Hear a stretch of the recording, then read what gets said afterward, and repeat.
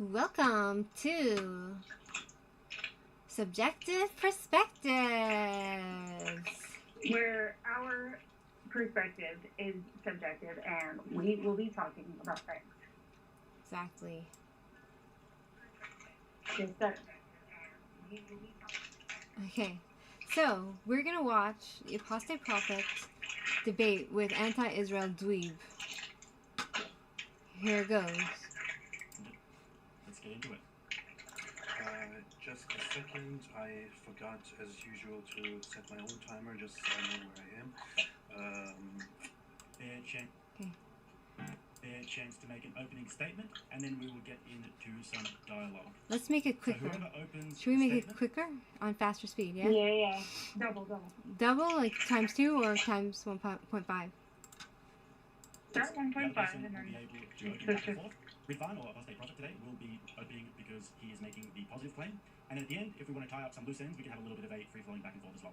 As the moderator, I will only intervene if you guys are talking over each other too much, and also when we need to move the topic along, or if we need clarification on something. In terms of super chats, we will be putting them on the screen as they come, unless the super chats are unbecoming of this civilized debate. And $20 and above will be read out at the end, and Ridvan and Aiden will have the chance to respond for about 20 minutes to half an hour or so. Finally, you'll see in the chat that there is a poll up at the moment with the prompt, Israel is not the bad guy. Make sure, if you are watching, to go and get your votes in now. And then at the end, we will run the exact same poll. The poll is Israel's not the bad guy, agree, disagree, and then undecided. And we will see who is most successful in changing people's minds. That is the idea of the debate, is for these two men to bring forth the most convincing case possible for their side, and hopefully the poll results will reflect that. So, without further ado, guys, we are going to bring up our debate. Okay, gentlemen, starting with you, Aiden, just a little bit of introduction about yourself and who you are and where they can find you. Sure. So my name's Aiden Doyle. I'm a student at UCLA. You guys can find me at Aiden Doyle with 3 D's on Twitter and the same handle on Instagram if you guys want to check me out. I'm excited to do this debate. Thanks, Jake, for having me. No problems. And Ridvan? I'm Ridvan Ademir, known as Apostate Prophet, YouTuber, researcher, former Muslim, critic of Islam, defender of Israel, and so on. We'll be happy to do this. Thank you so much, Jake, for organizing it. Thanks to Aiden for agreeing to this. It's really good. Thanks for agreeing to it, right? If you don't mind getting into your first opening statements. That kid is basically... The reason he's probably agreeing to this debate with Apostate Prophet is because he probably is going to get more traction, right? Yeah. Because he's probably a nobody. Yeah. Just a second. I forgot, as usual, to set my own timer just so I know where I am. Yeah. All right. Okay. All right. So, I'm going to share my screen for a few things here to make it easier. So today I'm going to defend the position that Israel is not the bad guy, which to me is not a very difficult thing to assert. I come from a Muslim background. I'm an ex-Muslim. I grew up in a very religious Muslim family. So one thing that I need to point out from the very, very beginning is the fact that as a religious Muslim, in a religious Muslim household, I grew up as a child very early on with the idea that in the future, possibly in the near future, we Muslims would fight and kill the Jews and eradicate them. This goes back to a very famous, very popular prophecy in Islam by One second. I'm just checking the sound.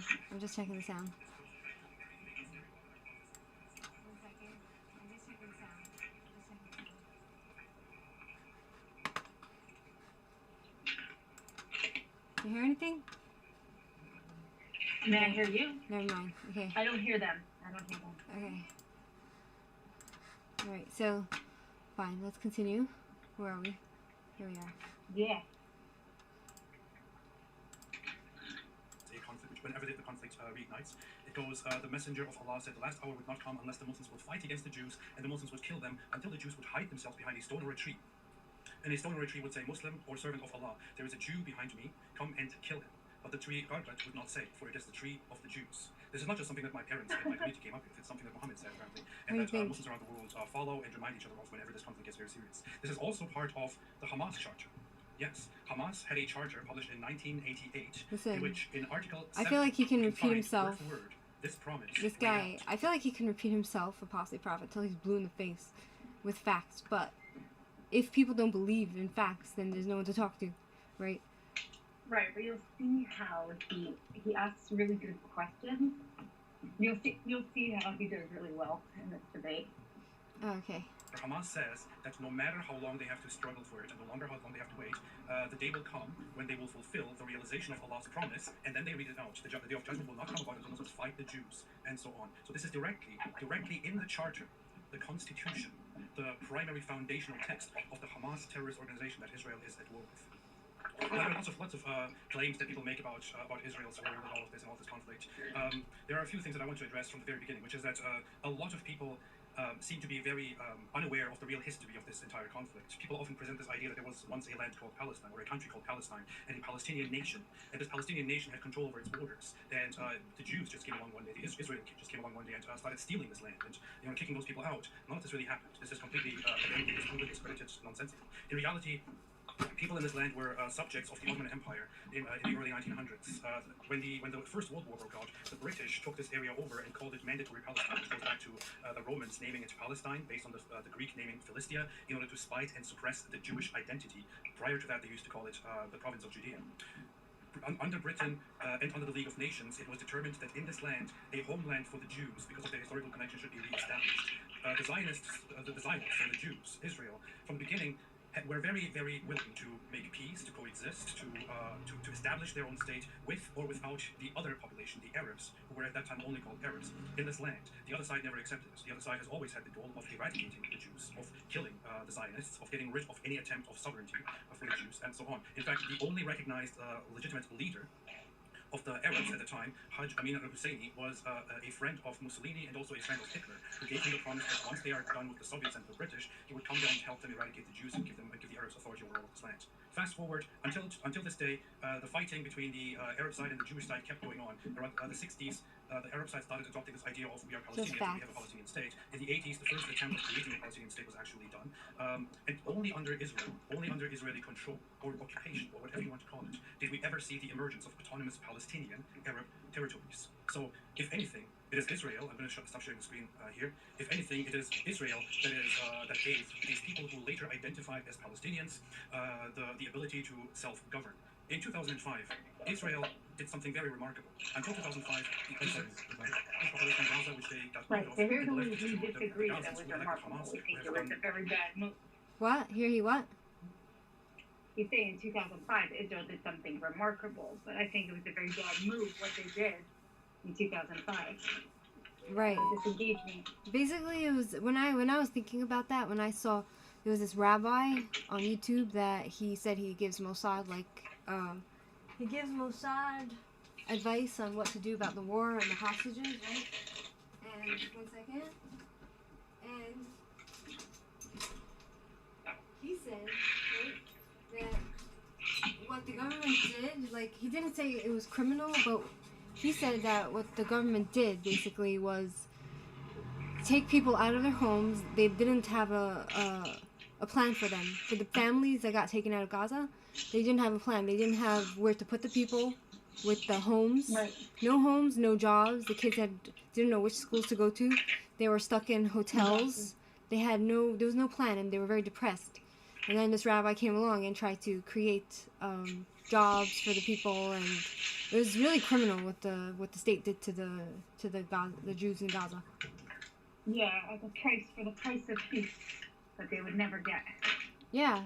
You show weakness to fight people who fight by the sword, and you get the sword on the neck. Exactly. I'm trying to see if 1 second. I'm trying to see if why can't I get this to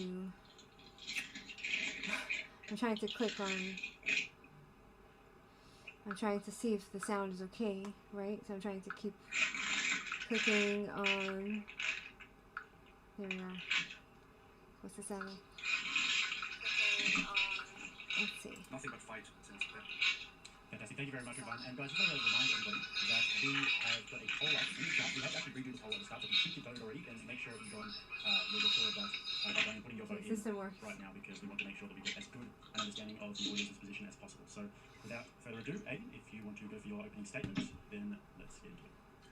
Sure thing. So, as of right now, Israel is in the midst of committing a 15-month genocide. Oh boy. The number given by the Gaza Health Ministry is currently at 45,000, but there's good reason to believe that it is significantly higher, not only because the infrastructure of Gaza is the hard to destroy, dismantling many of the mechanisms that Can't were bear used this to in time. that goal, but also because as early as May, the UN said that as many as 10,000 people would still be buried under the rubble.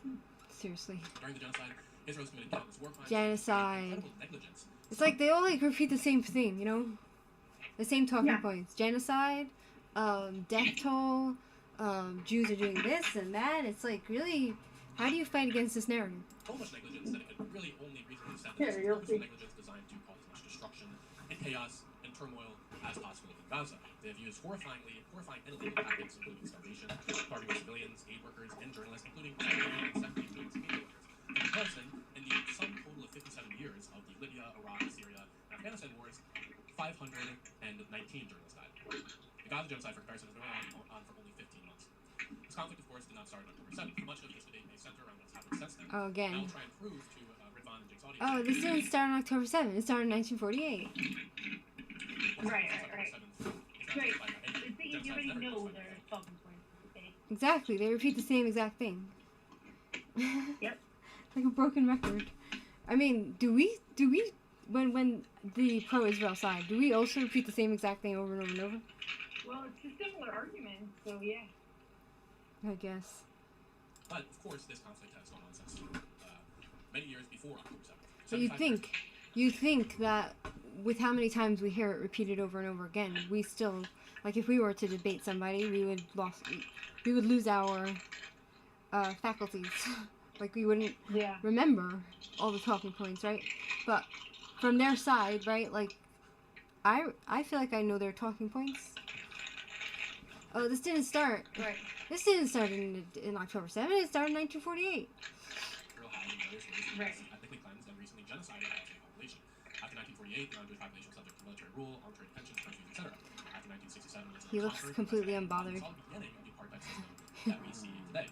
There weren't widespread checkpoints, there was no right to vote, and there were numerous other human rights violations.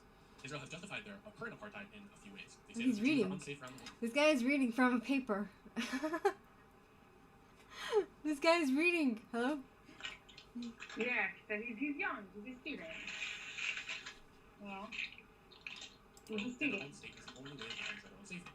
Which is, I think I need to point out the irony of that because the Zionists will tell you, untruly or true, right or wrongly, October 7th was the greatest attack against Jews since the Holocaust. Now, I personally think this is a mischaracterization of October 7th, but if we take Zionists at their words, then it leads to an obvious contradiction.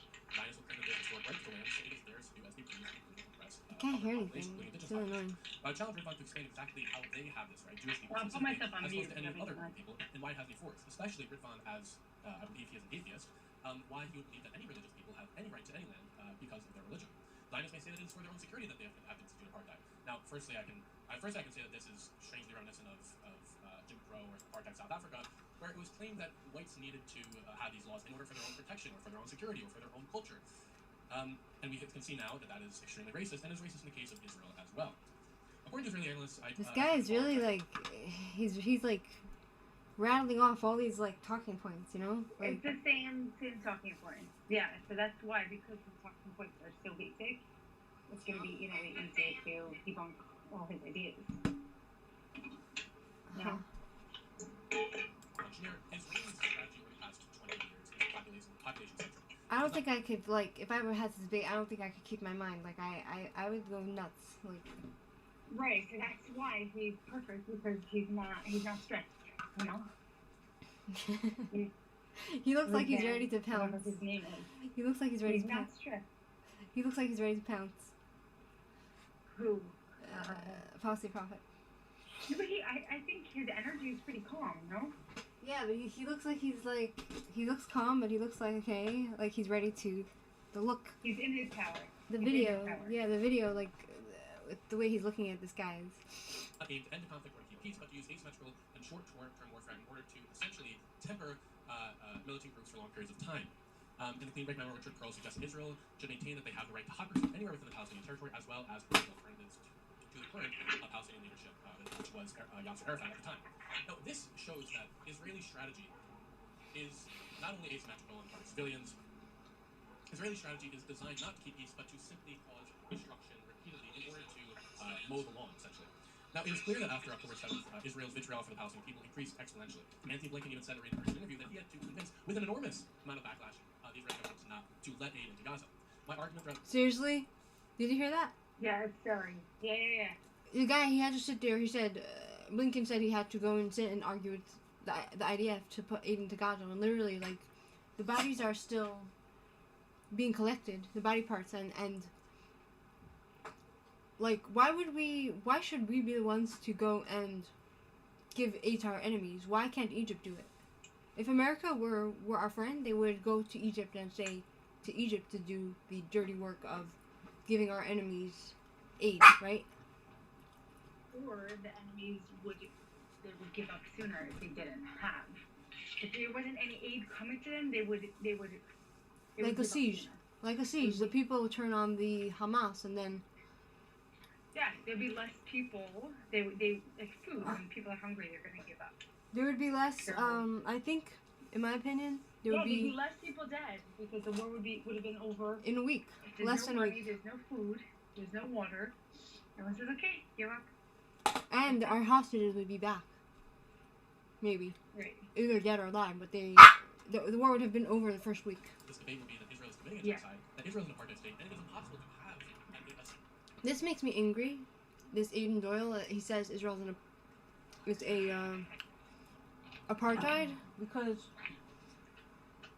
literally, like, in my town, right? Right. The way things work is Right. that. Share your experience with your Arab doctor. What happened with you? So the Arab doctor, after October 7, basically I needed a letter saying I'm healthy, whatever, and he asked me what language I needed in, because, you know, I speak English, and he said, oh, are you Russian, are you American, are you Israeli, oh, do you need in Hebrew, or Arabic, and then he's like, you know, soon we will be the majority here.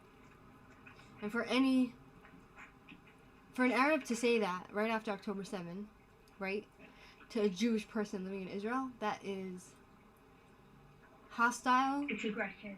It's aggression. It's basically saying, like, oh, I'm your doctor, but fuck you, and I would kill you if I could. Basically. Yeah, you're in a vulnerable space as a patient. It's completely not professional, but B, also it's kind of like a threat. Like when everyone was already nervous, right? You never know where the next terrorist is going to pop up from. And then you go to an Arab doctor, you're already risking, like, most Arab Israelis are okay, but you never know who's going to actually pop up. But you think that, like, after October 7, we were the victim of this genocide, right? And then you'd think that we would be the one to have that attitude. But right, genocide, a real genocide, where in one day the most Jews killed, where most people who heard about it didn't even believe it. right. But this Arab guy, this doctor, he, like, you think that because we Jews were the victims of murder and rape, and our heads were chopped off and all that, right? You think that we would tell the Arabs, you know, like, this is our land. We are the majority here. Soon we will kick you out. But no, it's the other way around. Like, we should be the angry ones, but instead it made them angry, more excited and bloodthirsty and angry at us when we're already down. Right. Like, unbelievable. Because with violent people, they only understand violence, unfortunately. And they get excited. They get bloodthirsty, like bloodlust, you know? Right. It's in their blood. People, let's take it to psychology. People who usually are used to violent communication, they respond to violent communication, and the goal in this universe is to try to figure out how to teach as many people as possible to use nonviolent communication. So. Right. Yeah, good luck with that. Unbelievable. Yeah, keep going. Yeah. Also, it offends me when he says it's an apartheid. It offends me because the only apartheid is in the Arab villages, where we can't go there. Yeah, if a Jew goes in there, they get lynched. Their body parts get Unless the Jew splattered. hides their identity. Exactly. But the Arabs, they have jobs in Israeli so-called settlements. They have, like in my town, they have I had to go to the doctor recently, and the doctor looked like a Taliban. The doctor was an Arab, another Arab, you know? And the Arabs come in for work, they come in to they even co-own some things in my town, but a Jew can never go to Arab village because it's apartheid in the Arab villages. Yeah. Of Israel that is not discriminatory and is not antithetical to American and to liberal values. Okay, gentlemen, thank you both for your opening statements. In terms of the poll results, the prompt of the debate is Israel is not the bad guy, and the audience has agreed 64% that Israel is not the bad guy. Disagreed 17%, so 17% siding with Aiden, and then undecided 18%. So it's going to be an interesting one to see who is able to convince more people. And with that, Aiden, I will give you the floor to cross-examine Ridvan's point of view first of all. Wait, so Rattlesnake, yeah? This is a Rattlesnake TV? He's a but is he like impartial? Yeah. And it's his channel that's having 2 other people. Mm-hmm. Okay. Yeah. Let's see how he... So Ridvan has made the claim that Islam is central to this conflict.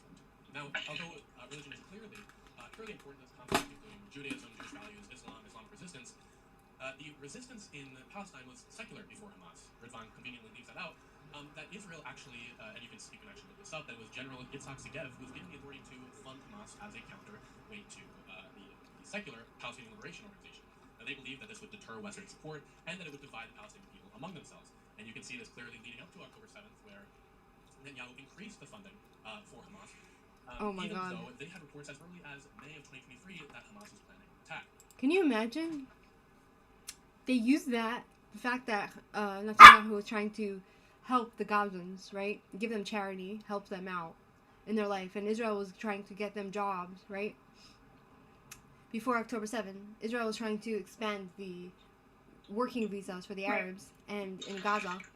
And we get accused of aiding terrorists and terrorism for the fact that we were charitable to them. There's no way to win. Like, we're the ones who are being charitable to them.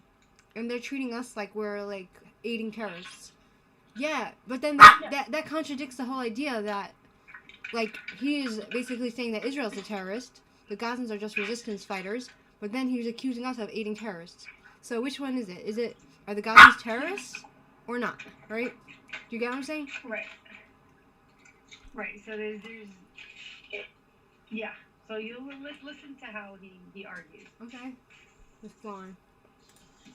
Now, obviously, Ridvan should know this, and I've seen. By the way, Candace Owens. She's the same exact way. You can't win with these people. She's the same exact argument. Arguing to argue. Cites the 1988 charter, and uses the fact that they quote from the Quran certain anti-Semitic statements. Well, Ridvan, you should know that Hamas has changed their charter. And in the same way that any institution or any organization... Are you going to ask a question? Yeah, so guys, just quickly, in terms of the cross-examination, and you want to be keeping it as short and sharp as possible, and actually asking Ridvan some questions and examining his point of view and doing a bit of internal sort of critique of his worldview. So, by the way, it's still so low. Even if you're lower, the volume is still very low. I still haven't fixed it. I don't know why. The whole thing's it is low. It's hard to hear. You can't hear either? No, I hear it. Just low. I'm putting the volume on higher. Maybe I have to... Maybe now you can hear it better? 1 second. No, now I can't hear it at all. 1 second. I don't know what I did wrong, okay? Let's see. Now? Ridvan, what do you think about Israel funding Hamas in the 70s? I don't know what I did wrong. Now? Yeah. So it's actually very simple. When you say that the Palestinian struggle against Israel was a secular one, it's not entirely true. Hamas's criticism of the so-called resistance was that it had become very un-Islamic, and it was indeed led by certain secular organizations. However, the society itself was never entirely secular and had for 48 maintained the prophecies of humiliation and destruction of the Jewish. 1 second. Sure. Ridvan, what do you think about Israel funding Hamas in the 70s and 80s? Yeah. it's actually very simple. When you say that the Palestinian struggle against Israel was a secular one, it's not entirely true. Hamas's criticism of the so-called resistance was that it had become very un-Islamic, and it was indeed led by certain secular organizations. However, the society itself was never entirely secular and had forever, including, especially before 1948, maintained the prophecies of the humiliation and destruction of the Jewish entity. Of course, Hamas brought an end to the vastly secular dominance by the PFLP and others, for example, and took over with Islamization, which was also very popular. But Israel funded this because, I would say, Israel's ignorance. Israel is not perfect. Israel thought, okay, these guys are going the hard way. Let's fund this Muslim organization that wants to supposedly bring peace, because Hamas made itself known as a peaceful humanitarian organization until the mid-80s or late 80s, and then they started attacking and fighting. After which point, Israel immediately stopped. Right. Can you pause for a second? Yeah. It's not like Israel. Yeah. It's the same thing, like the Jewish people, it's like within a narcissist relationship, you have like somebody who is naive or who hasn't seen or experienced human ugliness and ugly, hurtful behavior will not believe until it's like in their face so much. Right. They won't So believe in that's evil. why a lot of most Israelis do not truly understand the mindset. capacity for evil. You mean the mindset the of psychopath? capacity for hurtful behavior, and then that's why there's this guy who lived. His wife and his child, or children, were killed on October 7th, and he said that he would have never, unless it happens to him, he would be the one saying, "Oh, it's because they're in the settlements," and he would give excuses For evil. for this behavior. And the fact that it happened to him, he says, now I understand, and now I can see this horrible behavior for what it is, evil behavior, and there's no excuses for it. So basically, people, they just... One second. I think I lost contact. 1 second. Let us...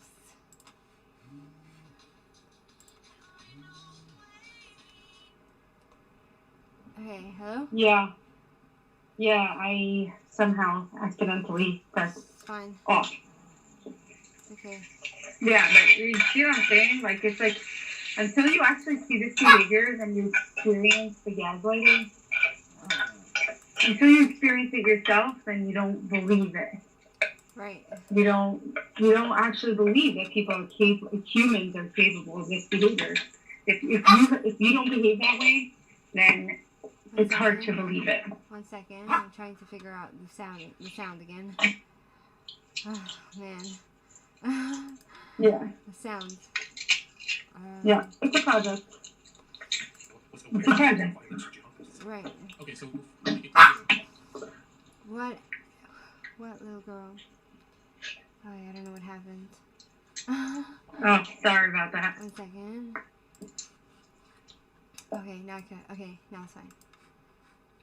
the PLO Charter in 1964 explicitly states that they are secular, that they are nationalist, that they are not an Islamic organization, that they welcome Christians, Muslims, people of all religions, and all anybody who will contribute to the cause, the nationalist cause of the Palestinian people. But you still cannot answer, I don't think they can answer the question, why is it that Netanyahu increased funding to Hamas before October 7th? And to make the point even further, why did they ignore reports from as early as May of 20... He's feeding into the conspiracy theory, right? That Netanyahu wanted this to stay in power, right? So accusing him of crimes against humanity in order for him to stay in power, as if he's such a evil maniac. As if he's the devil himself. Like as if he's a terrorist himself, yeah? Yeah. And also he says about they had reports, right? They had reports, but a lot of the generals. It was more about misogyny. You had the women people, were reporting it. Was more about misogynistic because it was women who were reporting it, and they were just like, oh yeah, they're just women, and they're just overly emotional. Yeah, so you pay the price for misogyny. And they were behaving in a misogynistic way. And it's also that they didn't believe that the Arabs can do such a thing. Like they're too stupid and weak. Right. It's the same thing. Like until someone really you don't believe that people are capable of it. You don't believe it. Like why would they want to do such a thing? Like, why would people want to behave in such a hurtful way? Hurt people, crazy people hurt people. Yeah, but not always do hurt people hurt people. It's a lot of the time it's sadists, sadistic psychopaths Right. who enjoy hurting people. Right. So you're saying there's that 1% of the population. No, but this is not. This can't just be psychopathy. This is the learned ideology. behavior. This is an ideology. This is- It's a death cult. Yeah. It's a. Yeah, no, it's a learned behavior, and it's very unfortunate, and it's sad. It's like the Japanese. You know the Japanese when they were Right, they were it death took cults. 2 big bombs. Yeah. Yeah. So for a whole long while, I was really against the whole like atom bomb. I said, like, how could you do such a thing?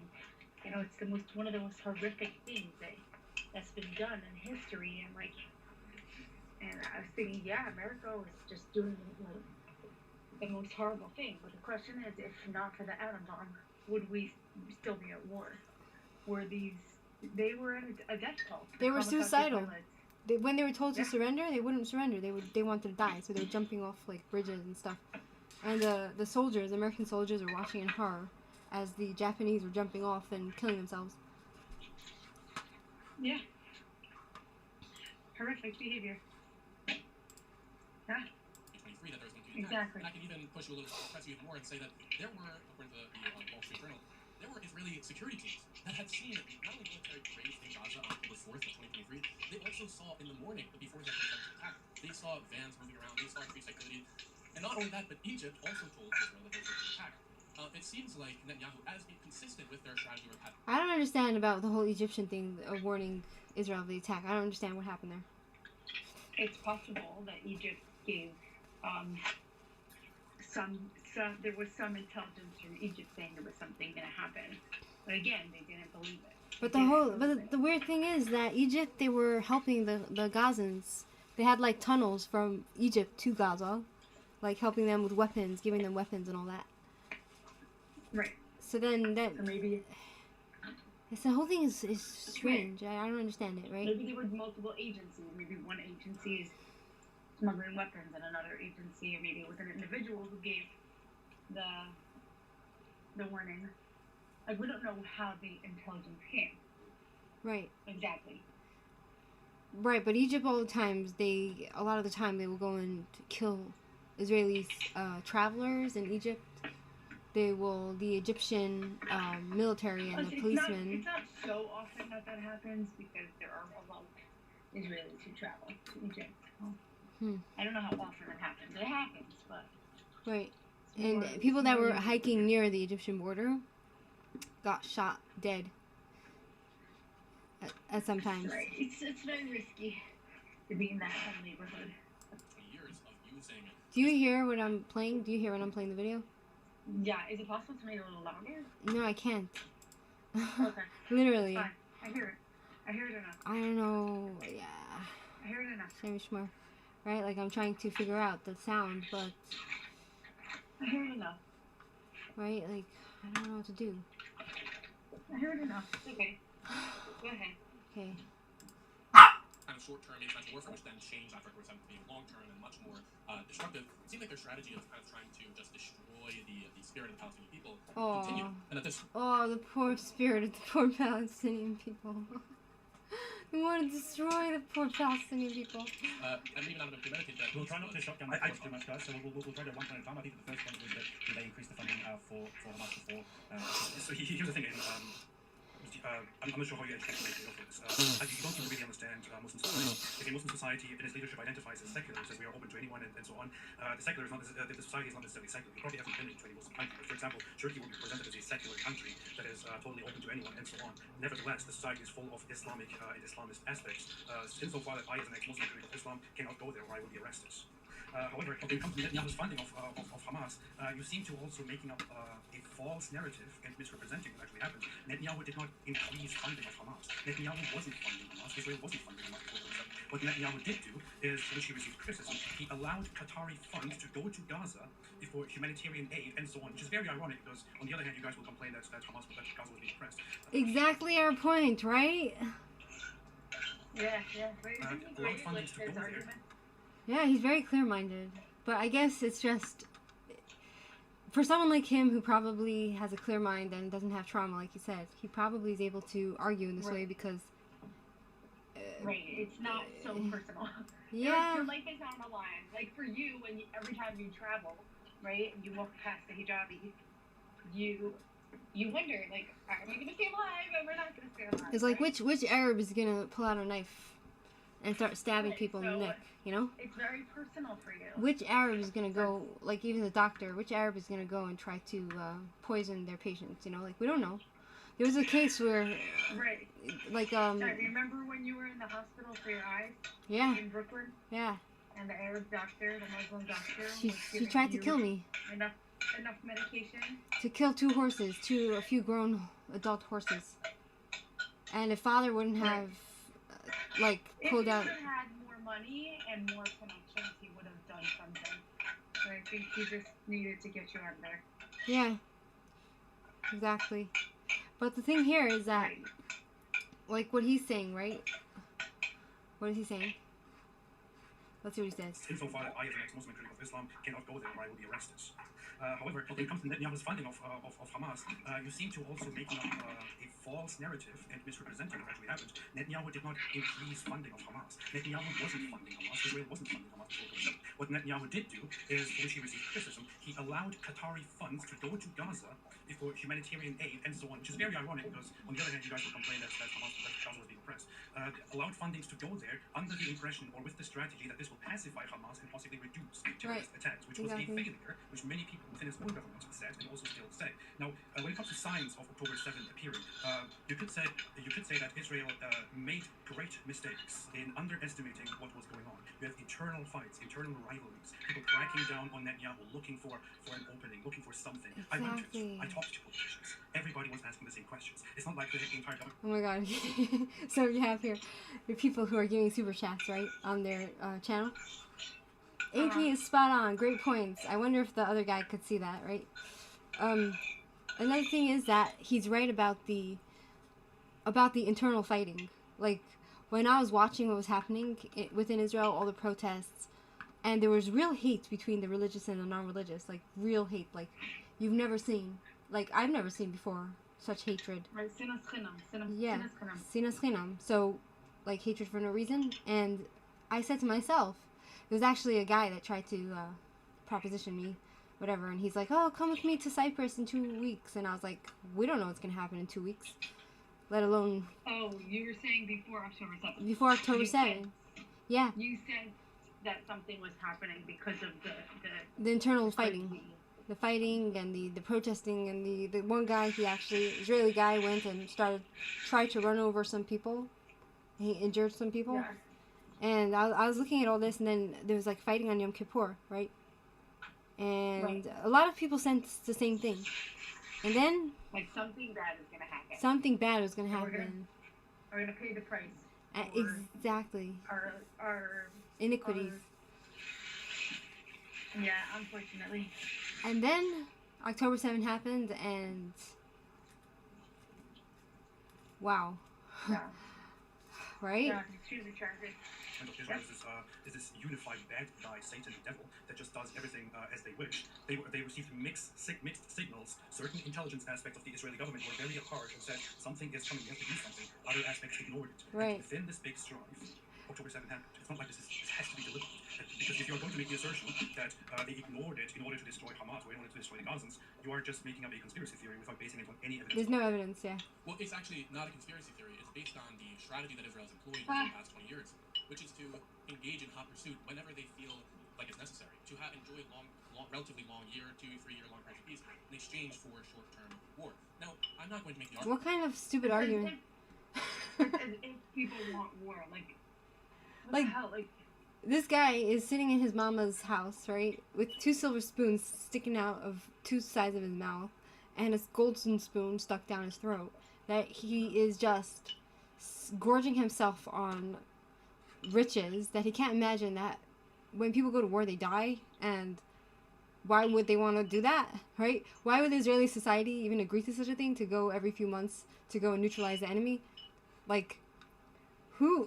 Right, and the majority of the fighters are married men with children. And not only that, they threatened to do a strike, right? The Air Force threatened to do a strike in Israel. If they didn't want to fight, they wouldn't fight. You know, like the government doesn't have that much control over Israeli society. Israeli society is very independent. They're very Yeah, Jewish people are not going to keep quiet. Exactly. That's why people hate the Jews, because we're going to say the truth about what is. Exactly. So this guy's assertion is You'll have, ridiculous. what's her name? The lady who says what has been. What does she say? I'm burdened by what has been. Exactly.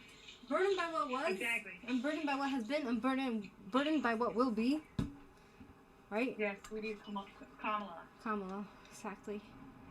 Like, he's so stupid. Like, it's like he can't imagine that there's actually people who don't want to fight a war. You know, like, I remember when I was working in the children's daycare center and mothers were coming to drop their babies off, and one mother was crying right after October 7th because her husband was sent off to Lebanon, to the Lebanese border, like, up in the Galilee, right? And she was crying, and because she was afraid something's gonna happen to her husband. Like, that's how ridiculous this idiot is. So you mean they left Gaza and gave them autonomy to build them up in order to then just wait for a fight? What do you think that's reasonable? They did not give Gaza autonomy by any measure of international. By any measure You of see? international See what I'm law. saying? Is it Oh, possible- Gaza was occupied. This guy is saying Gaza was occupied. There was an occupation. Really?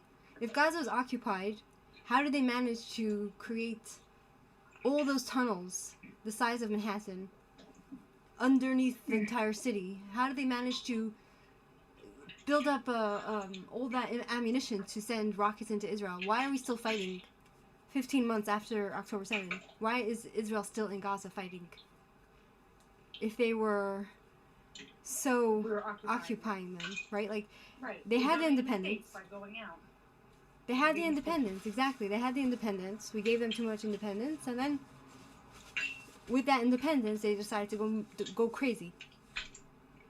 Literally. Is it possible, Ridwan, for Gazan businesses to export goods to Europe? Very much depends on the regulations in place. Hamas has a great history of terrorism. Okay, the answer is no, because Israel has an embargo. Does Hamas have any control Why over do they the have an airspace embargo? above them? No, Does why? Hamas have any control over the airspace above them?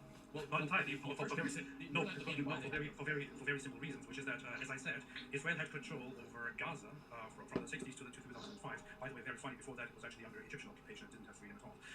When Israel took it over, when Israel left in 2005, they put a blockade in place and said they will be gradually lifting it depending on how Gaza fares. What Gaza did in 2006 and 2007 is to elect Hamas, which then in power, and Hamas then made it very clear that they have no intention to ever recognize, to ever negotiate, to ever make peace, and to ever stop fighting, including terrorism, Israel, upon which Israel said, all right, then we will not lift any I blockade. don't know at all. why this Good. guy isn't just. Okay, so in 2006, Yeah. when Hamas was elected, Yeah. and there was a ceasefire, as I'm sure you know, there was a ceasefire between Hamas and Israel. And the agreement, so that the deal of the ceasefire was that Israel would lift the embargo and Hamas would not fire any rockets into Israel. Do you know who broke the ceasefire agreement first? Tell me who broke it first. Well, it was Israel, because Israel did not actually in practice carry out the terms of the agreement. They didn't end the embargo, which were literally the terms of the ceasefire. So That's actually completely wrong, because from the disengagement in 2005 onward, Israel had made an official policy very clear, also with the intervention of the United Kingdom and the USA and other forces, that this disengagement and the autonomy of Gaza will only continue as promised if a force is elected that will recognize Israel and will agree to mutual negotiations and agreements. Hamas, as soon as they were elected, with their history of wanting to kill the Jews entirely, said from the very beginning, we reverse and nullify hereby all peace processes and agreements. We will never recognize Israel. We will fight and kill them. If a terrorist organization comes to the top and says we will fight and we will fight until we have cleansed this land of the cancer of the Jews, why in the world would you expect Israel to just be like, yeah, okay, whatever, maybe they'll be fine?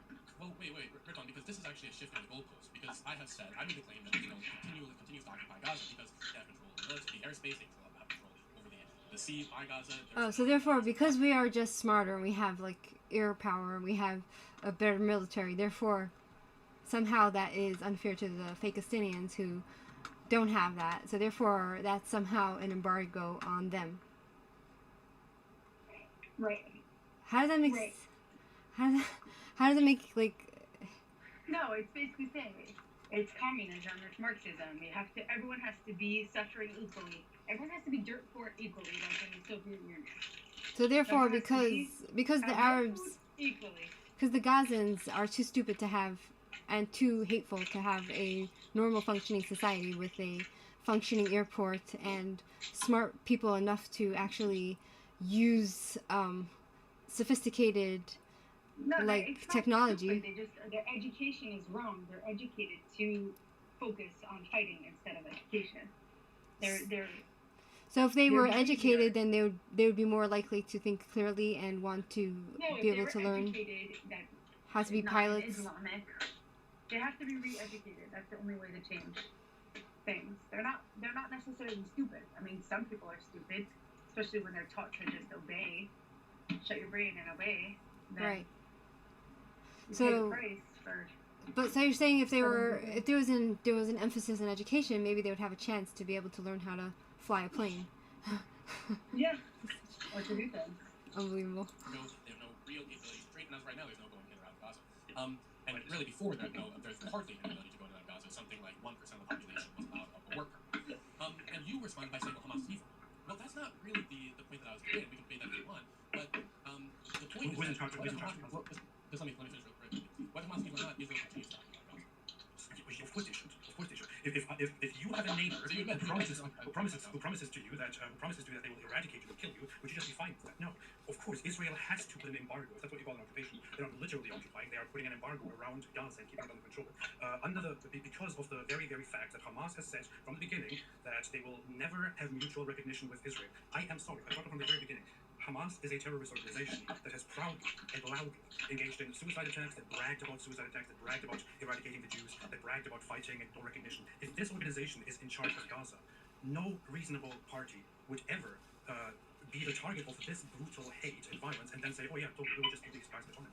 It's good that Israel has put a strict tie around it. In fact, Israel was too merciful. In my opinion, Israel should have gone in immediately after 2006 or 2007 and dismantled all of it. Shouldn't even have waited until now. What in the world is this idiotic expectation that Israel somehow has to accept these guys who say we want to eradicate the Jews? It has to give. This Aiden is feeling uncomfortable. He's turning red.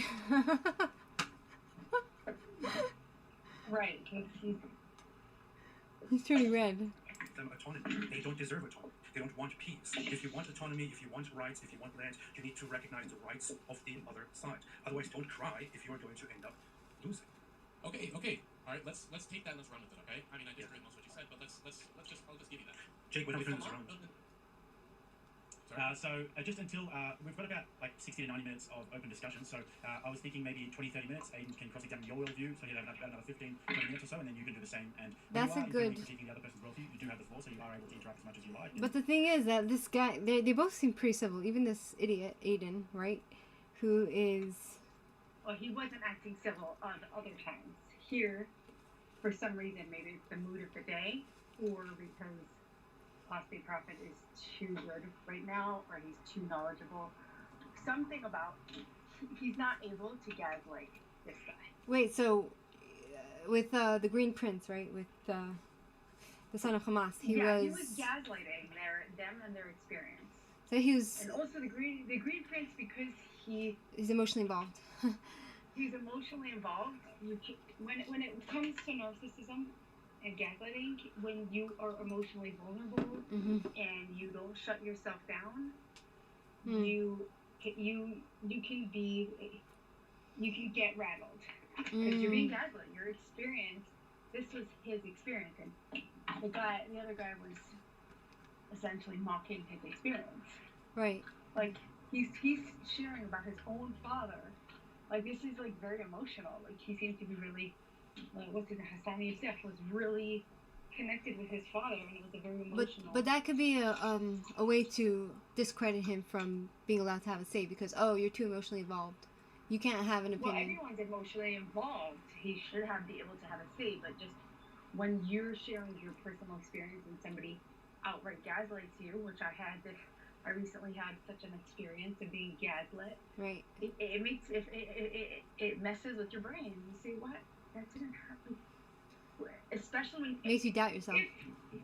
Makes you doubt yourself, but also makes you think a really painful thing. You can feel crazy. It's a really painful thing.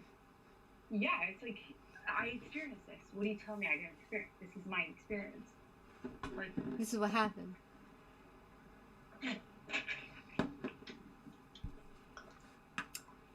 So you're saying that apostate prophet Redvan Aydemir is not directly involved, so he's able to get one on over this guy. yeah, he can be. It's more. He's more calm. He doesn't have anything to lose. Like, he's not gonna get triggered. He's not. He's whatever. He has had personal problems with Islamists. Right, And his aunt was killed by but honor. He seems to have done like some healing work around it, and he seems to be able to speak about it in a way that's not problematic. So basically, he can't be manipulated or hurt by this type of narcissist. Yeah. Not right now, because he's in his position of power right now. Okay. So you're saying this guy, Aiden Doyle, is a narcissist?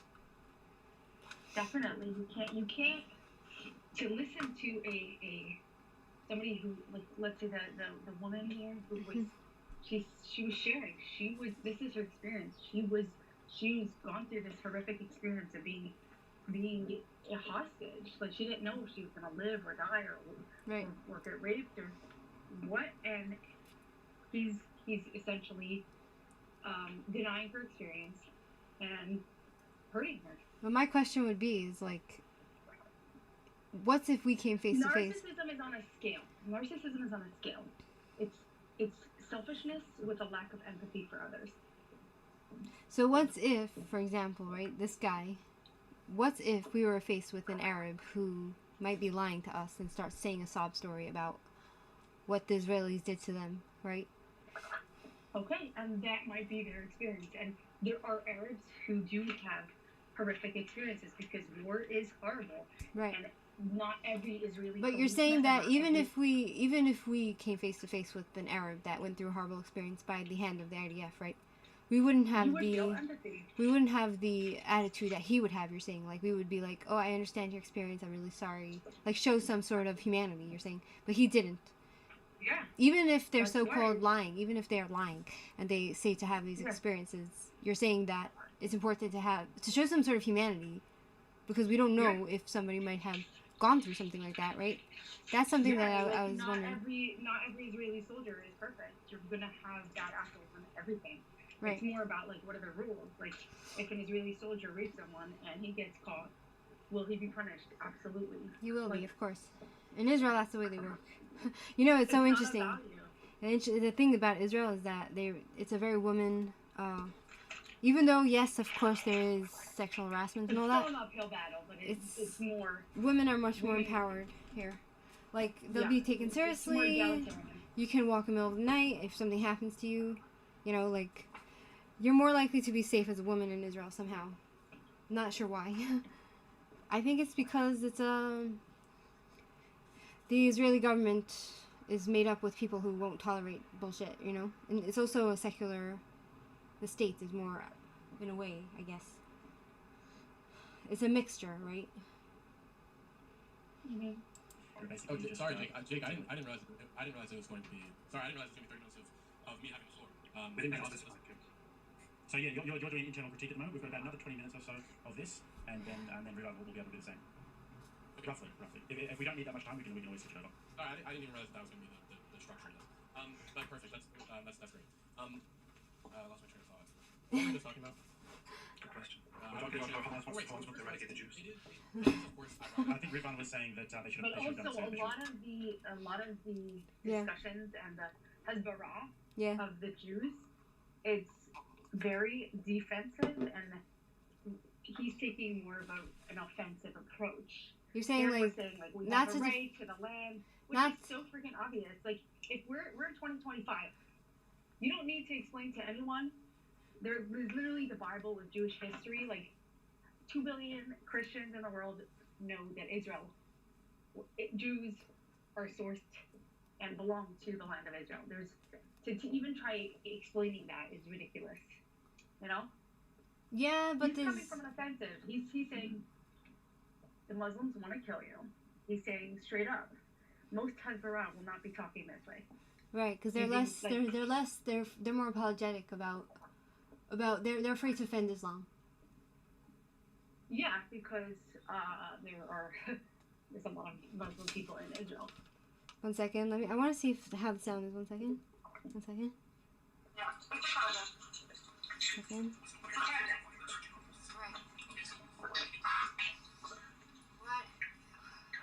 The sound is very. 1 second.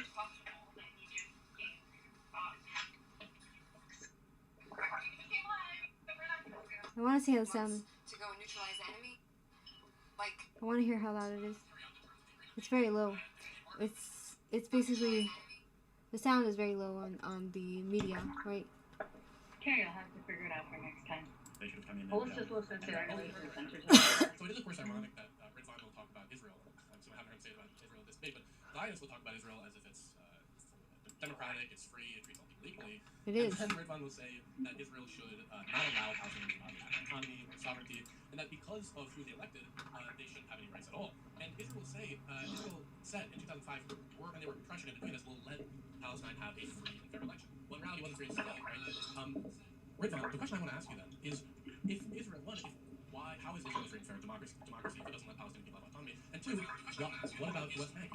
The Palestinian Authority recognizes Israel's right to exist. Why don't they stop occupying the West Bank? Very nice questions. Number one, you are doing something that people who don't know much about the conflict in the region often do. You are conflating two entirely different things. You also talked lengthily about apartheid, and this is He's very this really brings clear-minded. into- He's very clear-minded. Do you hear him? He's very clear-minded. Apostate prophet. I didn't hear like the last. Okay, 1 second. Okay. Let's rewind. Should not allow Palestinians to have autonomy or sovereignty, and that because of who they elected, they shouldn't have any rights at all. And Israel will say, Israel said in 2005, and they were pressured into doing this, will let Palestine have a free and fair election. Well, in reality, it wasn't free and fair at all, right?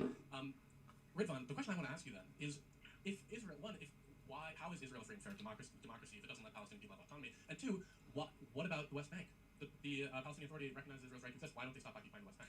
Very nice questions. Number one, you are doing something that people who don't know much about the conflict in the region often do. You are conflating two entirely different things. You also talked lengthily about apartheid, and this really brings into question your education, which you seem to get from really ridiculous institutions in the West. You seem to imply that in Israel, because of these different treatments of the so-called Palestinian population and their autonomy, Israel is very clearly engaging in apartheid and discrimination and so on. So how can they claim to be a free and democratic country? Well, you are conflating two entirely different things. Inside Israel, every person is entirely equal. There is no discrimination. There is no discrimination at all. There is no difference in rights, nothing at all. Israel has a 20% Arab population that is thriving, that is working in the police force, in politics, in medicine, in science, in wherever it is. They have the same rights. There is not a single right Exactly. in terms of civil It's rights. offensive. I find that when they say like apartheid, I find that extremely offensive because I'm subjected to an Arab doctor every time I go to the to get medical which care. Arab doctor it is. If it's an Arab doctor who's Also in the, not in I think his it's, ideology, then it's fine. but it's even more than that. It's even more than that. It's more. It's like I feel like they keep saying okay, 2 million Arabs are living in Israel. It's more than that because why is it that in every single arena, in every single job, the pharmacists are Arabic, the doctors are Arabic, everywhere you go, every single one of those jobs are occupied by those Islamists. So I find it extremely offensive when he says that Israel's apartheid because like if it were as he says, then why is it that every time I go to the doctor, at least 3/4 of the people working there are of Islamic origin? Like I think it's disgusting. It's offensive to my reality. Experience. Exactly. He's such a liar. It makes me angry. Outside of these borders, you will say that one could argue that Israel gives. Every time I go to work, right? Remember I used to work with special needs. The supervisor was an Right, Arab we have woman. the Arab creep, right. An Arab guy, a married Arab creep tried to, get with me. A big majority. Like, I don't understand how they say it's only 2 million Arabs. And literally, I feel like there's more than that in Israeli society. Yeah, and I'm sure there are healthy people and then unhealthy people within that group. Exactly. Depends how much, like, problem is, even if it's a minority of the people who are unsafe, it's still unnerving. Yeah. One of the guys that was an Arab, he was really nice. But then one Arab guy who was actually really nice, and he seemed really, really sweet and nice, he under his watch, one of the special needs guys died. But Yeah. that's because the guy was literally like eating everything and anything. He would eat gloves. So, the special needs guy. So, like, I don't know if I would say that. Like, he was really upset when the guy died. He tried to do CPR and all that.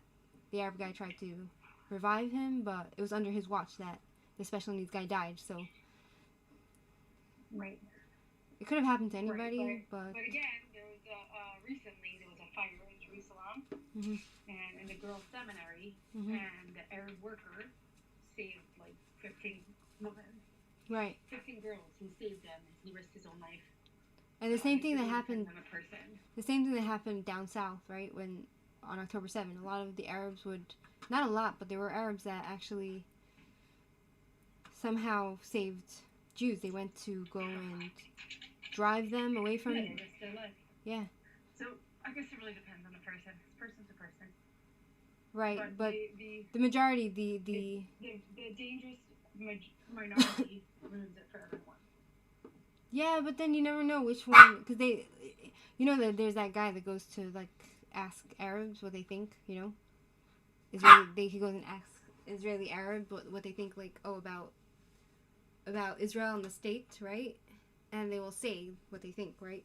You know who I'm talking about. No. The guy who asks questions, he goes to like Ramallah, the bald guy. Oh, Corey Schuster. Yeah. So Corey he Schuster, yeah, he yeah. goes and asks them, and the Arabs that live in Israel, the Israeli Arabs, they'll say, oh, it's Palestinian land, you know, and they support October 7th, what happened on October 7th. So I think the majority of them probably support what happened on October 7th. Well, Israeli Arabs who interact with Jews daily are gonna be less likely to believe everything it says in their Quran about the Jews. Like, if you have a personal relationship with Jews, you will. It's different. Not necessarily. There was a guy in France, right? It's really sad because it was this. I heard a story about the Israeli soldier who was in the West Bank, right? And he wanted peace, and he made friends with the Palestinians, right?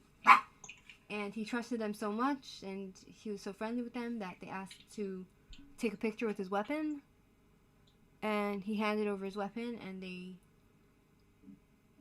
took it and they pointed at him, and they kidnapped him, and then they tortured him to death, and then they dismembered him. Okay. Yeah.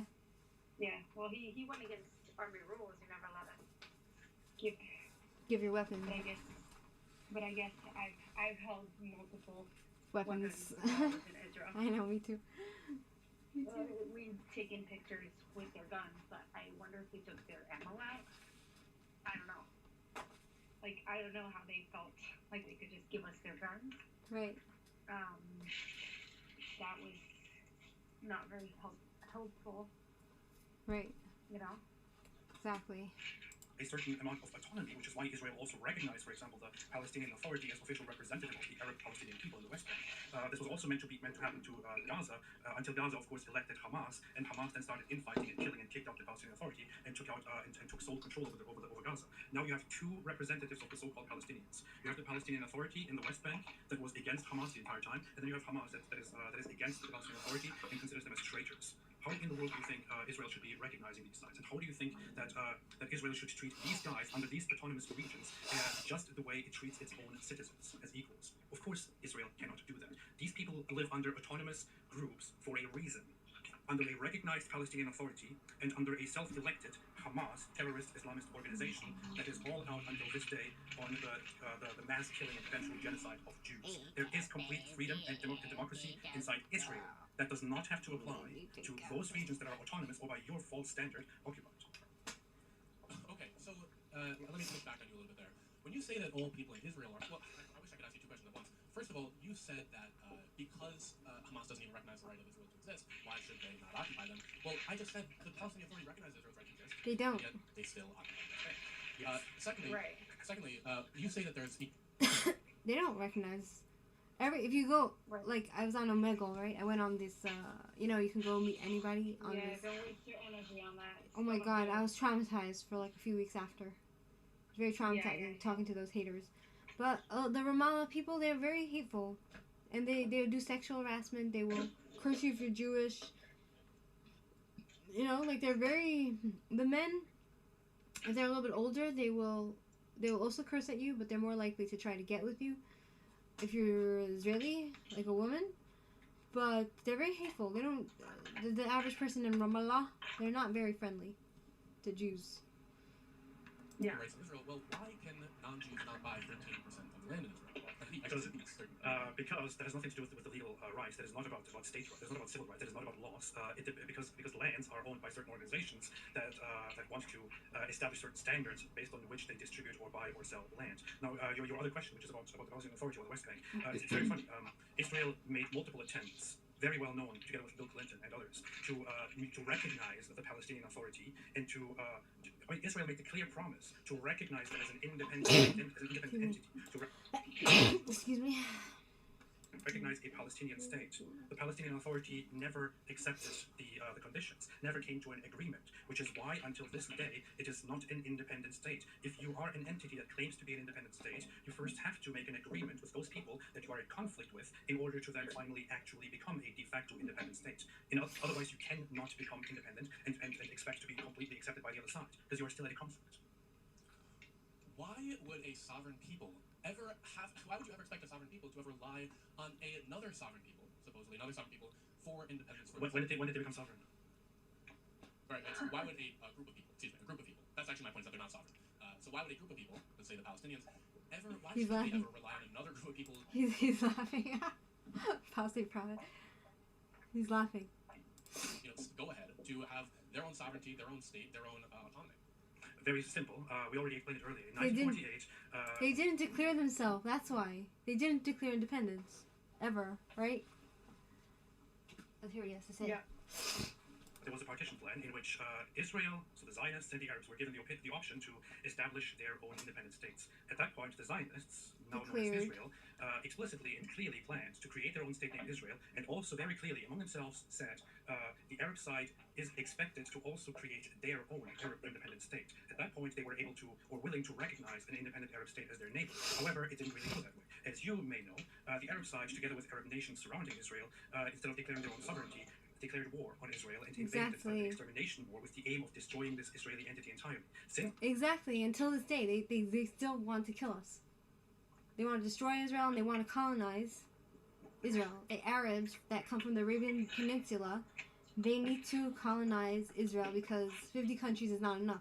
They need the 51st country. Then, these two sides have been in a conflict, in a violent conflict, as a result of which Israel took control of much of the regions and wanted to make sure that there is security and proper agreements, never to reignite the fighting ever again, and then to move forward. The Arab side, however, has never come to a proper agreement, has never even made a proper attempt to establish mutual relations, mutual respect, to come to an agreement for permanent peace and mutual recognition and sovereignty. Of course, these guys can't just do whatever they want. They were the aggressors, and they still are. This guy, Aiden, the whole time, he can't look at the screen at Apostate Prophet, right? He's sitting there, looking down. He looks stressed. But you have to give him credit. Like, he's actually, trying to... He's trying. Yeah. He was Okay, trying, Jake, What? even though he was on a losing streak. Exactly. Jacob, sorry about the prophet. Yep. You don't seem to know the history. Jake, am I allowed to respond to this, or am I just supposed to be asking questions? This is your time, man. So if you want to respond to it, you can. But you've got about 15 minutes or so maximum. So anything that you is the burning that you really want to get off your chest, that you really want to critique Ridvan about, or internally critique his worldview about, then this is the time to do it. Okay, well, I actually I haven't gotten to know Ridvan's worldview too much throughout this debate. He does say that I don't know the history of the conflict. That's fine for you to say, Ridvan, but I so right now I'm just asking questions and I'm actually trying to respond to anything you say or correct too much. Let's return to the point about rights in Israel, especially for non-Jewish people. You say that the Jewish National Fund, or the 13% of land that is illegal, is not allowed to be leased to Palestinians. to non-Jews in Israel, is a private entity. Well, in the United States, we have something called civil rights laws, where you're not allowed to discriminate based on race or religion. Okay. So secondly, okay. Well, do you not think that discrimination? Do you think that discrimination is a good thing? Completely different issue, complete deflection from the topic. We have talked about whether Israel as a country has equal rights for everybody or discriminates or not, and we have concluded that Israel does indeed have equal rights for everybody. If you want to nitpick and go about how Israel... Within legal Israel, there's equal rights, equal civil rights. But within the so-called Palestinian Authority, like the green zone, the C zone, the A zone, the C zone, the B zone, right? The Judea and Samaria, right? You have... The Arabs have their own so-called states, right? They have their own villages, which they govern over. And Israel has their own thing, right? So, how could they want... Certain settlements, they won't allow Arabs to buy. But you know what? In certain settlements, they won't even allow certain Jews to come join. Right, but like, how can they ask for... religious level or... How could they ask for... How could they ask for civil rights if they're not Israeli citizens, you know? Like the Arabs and the Palestinian Authority. Like, it makes no sense. Right. Does not actively fight discrimination, then that is completely besides the point. Israel does not actively fight certain aspects of discrimination, but Israel has equal rights for everybody. It's not that Israel does not. It's not that Israel just doesn't actively fight discrimination. It's that all of the land in Israel is owned by the Israeli government, and that land, 13% of land, is not allowed to be leased to non-Jewish citizens. That's not true. He's a liar. He's such a liar. He's a liar. You're gonna bring proof of one little area that doesn't allow Arabs, but that's because it's private land. Right. Each private community could say who they want to join or not. Right. And so this you can obviously see is discriminatory from the state. It's not like it's not even some private, which by the way, extremely problematic and discriminatory. Not something that we allow in the United States. That even if it was just a private organization that didn't sell land to non-Jews, that's true. But it's land that is owned by the Jewish state, which used to have this. So 13% of the land is owned by the entity that contributed to founding and establishing its own state, which is why you are arguing now that the two sides are not equal. So let's establish this for a second. You argued that Israel is not. Okay, but here's the thing. You have argued that Israel. Ridvan, you can't get away with this. You're wrong. Who owns all the land in Israel? Go ahead, say what you want. Go ahead, say it. Who owns all the land in Israel? Make your point. You don't have to ask me a question. Make your point. Make a point about how I was wrong about what I just said. The state of Israel owns all of the land in Israel. The state of Israel is not exactly the way the USA is a state. The state of Israel. I know it's an apartheid state. Came together. Also, America is not. Okay, in America everything is alright. Wonderful, fantastic. I'm glad you agree on that. Israel is not a state the way the USA is a state. Israel is a state that became an entity that to this day doesn't have a proper constitution because they wanted to wait until things are properly established. That came together as a result of the Zionist movement and Zionist organizations, which established their presence in the land by buying the land, most of the land, by buying the land, coming together and then forming this state. If now these organizations together have decided that for their good, for the betterment of their own, considering the history we have, they want to have a certain policy with this land, how in the world is this contradictory to the fact that everybody else, aside from the land issue, has equal rights inside Israel? Just quickly, gentlemen, before we carry on, Aiden, you've got about 10 more minutes of your cross-examination. You can take it wherever you want. It's completely your time. But I would say that we haven't really gotten into the actual conflict yet. And you did say at the start that Israel was committing a genocide. I would encourage you to move into this a little bit, but it's your time. Okay, yeah, we should. What's going on? What? All I'd say is that you...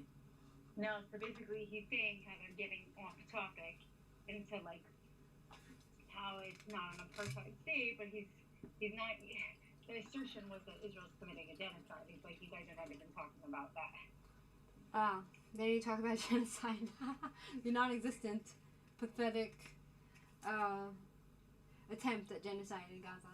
Pathetic. You know, whatever. Like, there's a video of these Gazans. They do such a good they're so good at drama. You know, like, they're all told to wave their pots and pans, you know, to try to collect food, and they all look overweight and fat. And the men have man boobs. It's embarrassing, and they say there's a starvation there, and Israel is starving them. Literally, they're like overfed. It's embarrassing. Well, I'm sure there's certain places where there's hunger, but it's like when there's a war and there's lawlessness, then there's gonna be for society to function, you need law and order. You need stores. You need. If there's a war, it's gonna be destruction for that. But then you have to expect that. You know? Exactly. So you're saying there are people who are going hungry because there's no law and order. Yeah. But most of them look fine to me. Yeah. In fact, overweight. Pathetic. It's embarrassing, you know? Well, I don't know if we should be angry with overweight people. Let's go. Keep going. Okay. You're too kind. Policy of these really don't You're too kind. Let's check that. You're too kind. Let's check that phobia at the door of list so many 2020. Yeah, exactly. policies, admissions committee laws, the terrorism laws, which are purposely vague and discriminatory, the funding transparency law. I mean, all these laws in Israel are discriminatory, and they are indicative of an apartheid state. Not only that, but also all the arbitrary detentions, the detentions for free speech. It's like if you want to call Israel a fascist apartheid state, I'd actually have a lot more respect for you because you'd actually be being honest. Now we can move on to the. But this is very interesting because you have conceded pretty much to the fact that within Israel, aside from the land issue, everyone is equal and there are no discriminatory rights. However, you are still going to argue that there is an apartheid in place and that Israel actively discriminates against people. Show me one law in Israel that discriminates between Jew and non-Jew. Absolutely. The admissions committee. 500 townships What? less than 500 homes. What? He's asking him for, proof of apartheid. Right. One law that makes it that they can't have the same rights as Jews. The township themselves can actually bar Arab citizens from buying or from leasing homes in those neighborhoods, in those communities. Now you can say, and I feel like you're about to say this, well, doesn't Landlords, this guy is so ridiculous. Individual landlords that own land, they don't have to sell land to who they don't want to sell it to. That's part of having freedom in a society, isn't it? Sorry? Like, I feel like the argument he's going to make is that landlords don't want to sell land to Arabs. But individual landowners don't have to sell to who they don't want to sell to, right? Like, that's part of a free society. Exactly. everybody have the ability to do that? Well, what communities are the wealthiest? What communities are the nice? What communities are the largest? It's the He's laughing. He's laughing at Aidan Doyle. Because it's so ridiculous. That must That's what be. I'm saying, like, because he's not emotionally involved with the law. But then it must be so embarrassing. Like I That's think, a lunacy. I think this guy Doyle, right? He has thin skin, right? Yeah. Let's see what he has to say. Actually Okay. discriminates against people. Show me one law in Israel that discriminates between Jew and non-Jew. absolutely. The admissions committee law. 500 in townships of less than 500 homes. The township themselves can actually bar Arab citizens from buying or from leasing homes in those neighborhoods, in those communities. Now you can say, and I feel like you're about to say this, well, doesn't everybody have the ability to do that? Well, what communities are the wealthiest? What communities are the nice? What communities are the largest? It's the Jewish communities. Now, and let's do another. This is not a law. So once again, It's a Jewish country, you dimwit. He's a dipshit, you know? A dimwit and a dipshit. Like, the Jews that were living in Arab countries, they were the minority because they didn't have equal rights, and they happened to be the minority, right? Right. But what he's saying here is that, like, the Arabs have the same rights, but this is meant to be a Jewish country for Jews, and Arabs just happen to live here, and they have the same rights as us. So once again, you're making it look like Israel is brutally oppressing and taking away the rights of non-Jews, and the only thing that you can ever bring forth is that Arabs may be barred from holding certain land or from leasing certain land or this and that. That's it. Yes. So there is actually no oppression. There's actually no discrimination of rights. No, you're so whipped and cut to Israel that you can't just accept. Look, obviously Israel privileges Jewish people over non-Jewish people. It is discriminatory, and it is an apartheid state. I mean, you can even just look in the West. By your definition, all Islamic countries are apartheid states. Will you accept that? No, I'm not defending all Islamic countries. When you say we're focusing on Israel, nice try to shift the goalposts. You just compared Israel to all Islamic countries, and as an ex-Muslim, anti-Muslim apostate, I would think that you would never. That's a straw man argument because you are saying that one aspect, which is not an active discrimination by rights, but rather a preference given to landowners, for example, would make Israel an apartheid state. An apartheid state. If other states also have this law in place, along with many other discriminatory laws, apparently that wouldn't make them apartheid states to you. So you want to give us a picture that Israel is brutally discriminating against non-Jews, but the only thing you can ever give us is that Arabs may be barred from holding certain land. I actually think that is correct. right, so Arabs can't buy from certain lands. The fact that they're able to buy land altogether means that they have rights, right? And it's not an apartheid state. He's contradicting himself, right? Perfectly representative of the state of Israel and the apartheid that Israel institutes in its own land. I mean, this is just crazy. And then you're defending them, not allowing non-Jews to buy land or to lease land. This is unbelievable. Now we can move on to the current conflict. Now, I don't even know where to start. Ridvan, you know that hospitals have been targeted. You know that refugee camps have been targeted. You know that children have been shot in the head. You know that Palestinians are used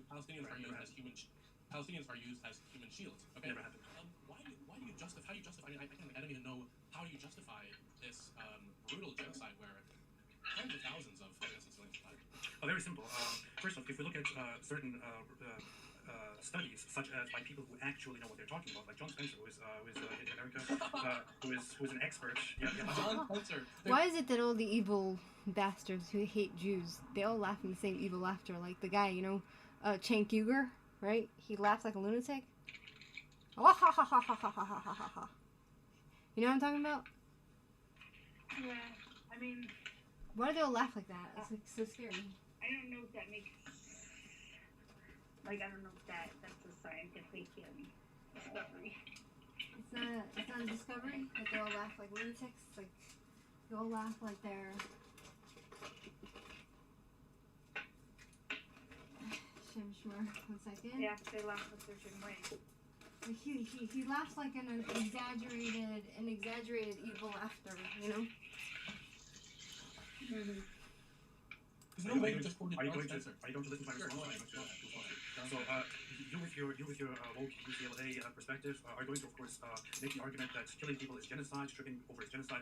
Somebody who is actually an expert in urban warfare and who works in advising the military, the greatest militaries in the world, is actually somebody who is a scholar in this field and puts together all the data we have of urban warfare in history and concludes that in the history of urban warfare, Israel is not only doing their best to abide by all the standards that they are expected to abide by, is also overdoing them in order to prevent civilian casualties. And this is very, very much consistent. Just look at the civilian to non-civilian casualties in this current war. You will get to at most a number of 2 civilians per.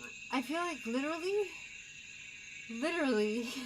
the argument is like every single argument, anti-Israel, pro-Israel. It's the same exact argument. Very similar, yeah. Ratio- Once you hear things over and over, it's like. Ratio compatibility, combatant to civilian, it's the least, blah blah blah blah blah blah. It's like the same exact, and it's like I think they both know each other's like talking points, and then it just becomes like you feel like banging your head on the wall. It's ridiculous. But the saddest part is that like one side is truthful and the other side is evil and lies. Right.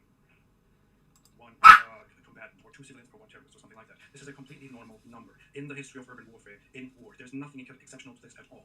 Gaza is an extremely densely populated area where Hamas does not have military facilities, does not have designated military areas, where Hamas actively uses hospitals, schools, homes, and so on. You can deny this all you want. Even the organizations that you appeal to, such as Amnesty International, repeatedly told Hamas not to do this, and that they are doing this, including that they're using 12-year-old children to carry bombs, for example. Under such circumstances, it is entirely normal that Israel will fight a war against such a disgusting enemy, and that civilian casualties will occur as a result. I'd go as far as to say that the Muslims in Gaza, they don't deserve to have kids, and their children should be confiscated because of child abuse. To make children to make them as human shields, right? Like there was a soldier who he basically was with his combat unit, and they were in Gaza, and soon after October 7, right? And there was a child crying, "Water, water," in Arabic, right? And in Hebrew as well. And the soldier went to try to go to hand the child the water bottle, right, behind a fence, and his friend saw his friend going to give the water, with his hand to the child, but he screamed at his friend. He said, "Throw the bottle, don't give it to him." And as soon as he said that, he gave the child the water. He didn't give it. He threw the bottle, and the child blew up. They basically strapped bombs on the child. Was this in the news? No, I heard it from what's his name, Francisco Gil White. He said that he spoke to a soldier, and the soldier told him that story about how the child. In the U.S. Army. No, in Gaza, American, no, Israeli. Oh, wow. right. They used to, with the American army and like Baghdad and stuff. Mm-hmm. They used women and children to Mm-hmm. have suicide bombings. Mm-hmm. But Yeah, here in so Gaza, regardless- like he said to his soldier, like his friend who's, he said, don't throw the bottle, don't give it to the child, because they use the children to lure the soldiers, This is human. because they know that the IDF has pity for children, they know, so they use them as leverage, as a weapon. Children are weaponized. Right. That's why I'd say, like, I would take all the children away from the Gazans. They don't deserve to have kids. And deport the parents and the families to... I don't know. It starts with education. And it starts with the Israelis educating themselves to not be, to not do, what's that thing called? When they, hasbara, which means, like, explanations. Right. Like, no. Don't No explain. hasbara. No You explaining. are who you are. You don't need to try explaining your existence. What we have to Just leave say it is just, and do what you, you do. if you try to kill us, we will kill you. That's all we have to say. Yeah. Literally. Never We're been gonna a, do whatever there's- it takes for law and order, and law and order includes do not murder. Do not murder includes do not commit terrorism. Exactly. It's No, gonna no, happen. no, Like, no, Israel's going to have to annex Gaza and the West Bank. It's just gonna have to happen. It's just No matter when. it's a matter of when the Israelis themselves will agree to it. Exactly. a pattern of shooting kids in the head or anything like that. That is just completely new. Okay, well, the New York Times would actually disagree with you. In fact, the article they made a few months ago. Oh yeah, there's this it's book. 65 There's this book, man. There's this book. You listening? There's this Yeah. book about. It's called the Gray Lady. Gray Woman Winked. Gray Lady Winked. It's about how the New York Times is responsible for creating a narrative to allow evil things to happen. So, for example, when the Holocaust was happening, they turned a blind eye, right? And they influenced entire people. And so now he is, like, they influenced an entire generation to be okay with the Holocaust, right? And to lie about it. And this guy is quoting that very news network, which is liars and propagandists. I'm sure there's some people there who have, like, probably the majority of people have honest reporting, then I guess there's some and some. Right. But the people that are in charge of the network, they won't allow certain narratives to get through, because they have a certain agenda. They have a plan. They have a certain ideology, right? Maybe. 5 doctors said that they saw children with gunshot wounds. Okay, now you can just say that this was Hamas, or that it was somebody else, or that the IDF just didn't see that. Well, the IDF soldiers would disagree with you as well. In fact, IDF soldiers have acknowledged in New York Times articles and other articles as well that they have been using Palestinians as human shields. In fact, in the New York Times article where 6 Really? IDF officers were interviewed, they said that they Liar. used a Palestinian hostage to inspect buildings and to scout out areas to make sure that there were no mines and bombs. It seems like Israel. I never uses heard that human story. shields. He's It a seems like liar. Israel is one that is killing children. It seems like Israel is one that's targeting hospitals, targeting residential buildings. In fact, you certainly have no excuse for Israel killing 106 people back in November of 2023, where 106 civilians were killed and no military base. Or Tel Aviv, Al-Shura, or What military base? all these places. No military base in Karam, What- Al-Sharif. What military base? None of these places have military bases, and in many ways, no defense were dropped. Does Gaza have military bases? Then how many military bases are there in Gaza? There's no Hamas. Excuse me. There's no Hamas presence. There's no Okay, but Hamas presence you're mentioning something very ridiculous. Military bases. How many military bases are there in Gaza? Well, according to How many designated military zones are there in Gaza?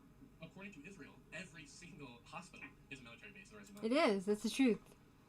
Literally, I use the example. Like, imagine if the IDF came to my house and decided to use my my room as a launching pad to send rockets into Lebanon. You know what I'm saying? Like, that's what they do.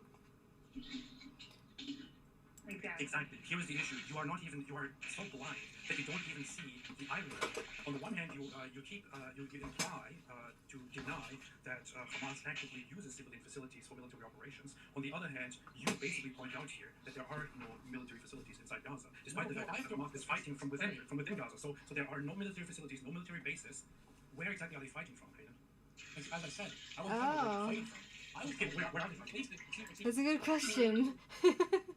He has the offensive question instead of like Defense. Offensive. Offensive questions are like, oh, they're killing us, and so, you know, like, offensive means we like are the military base. It's weird. We're exactly asking the questions, putting him in his place, basically attacking him on his viewpoints instead of defending. Yeah. Yeah.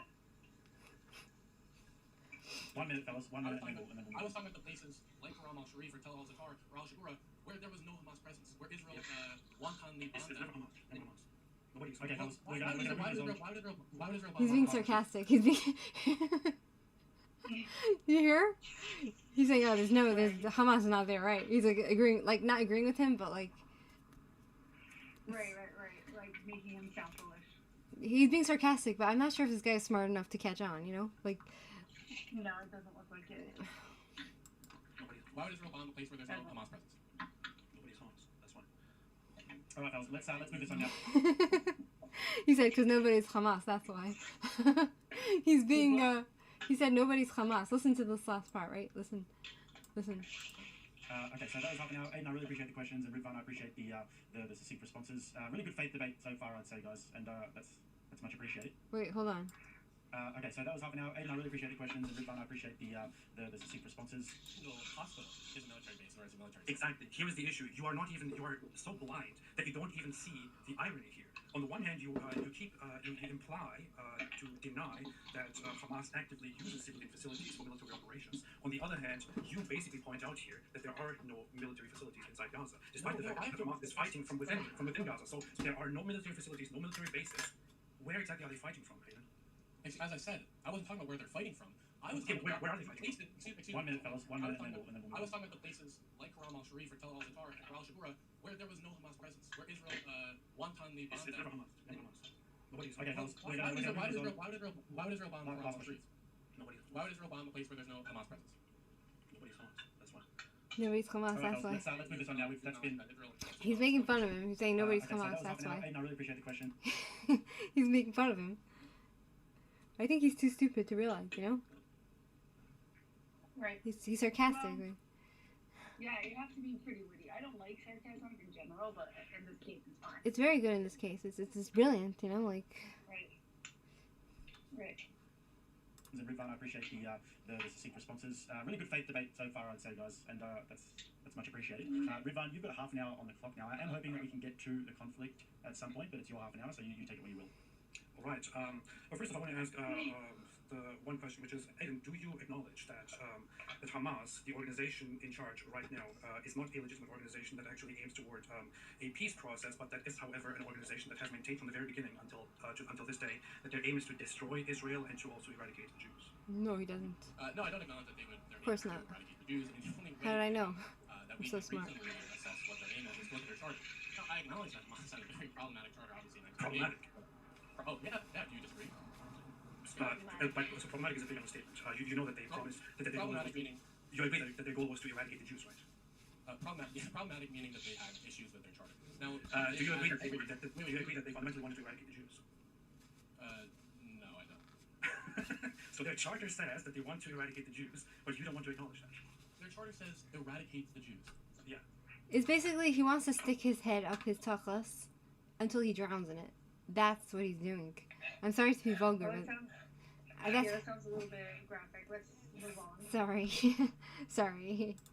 In 1988, the charter very said vulgar. that they will work toward no matter how long it takes, toward Allah's promise, which is that they will fight the Jews and they will kill them until they hide behind rocks and trees, and even rocks and trees will say, "There's a Jew behind you, come and kill him." Just want to make sure. It didn't say eradicate the Jews. It said go to war with the Jews. Which again, I don't. It didn't say go to war with the Jews. That does not.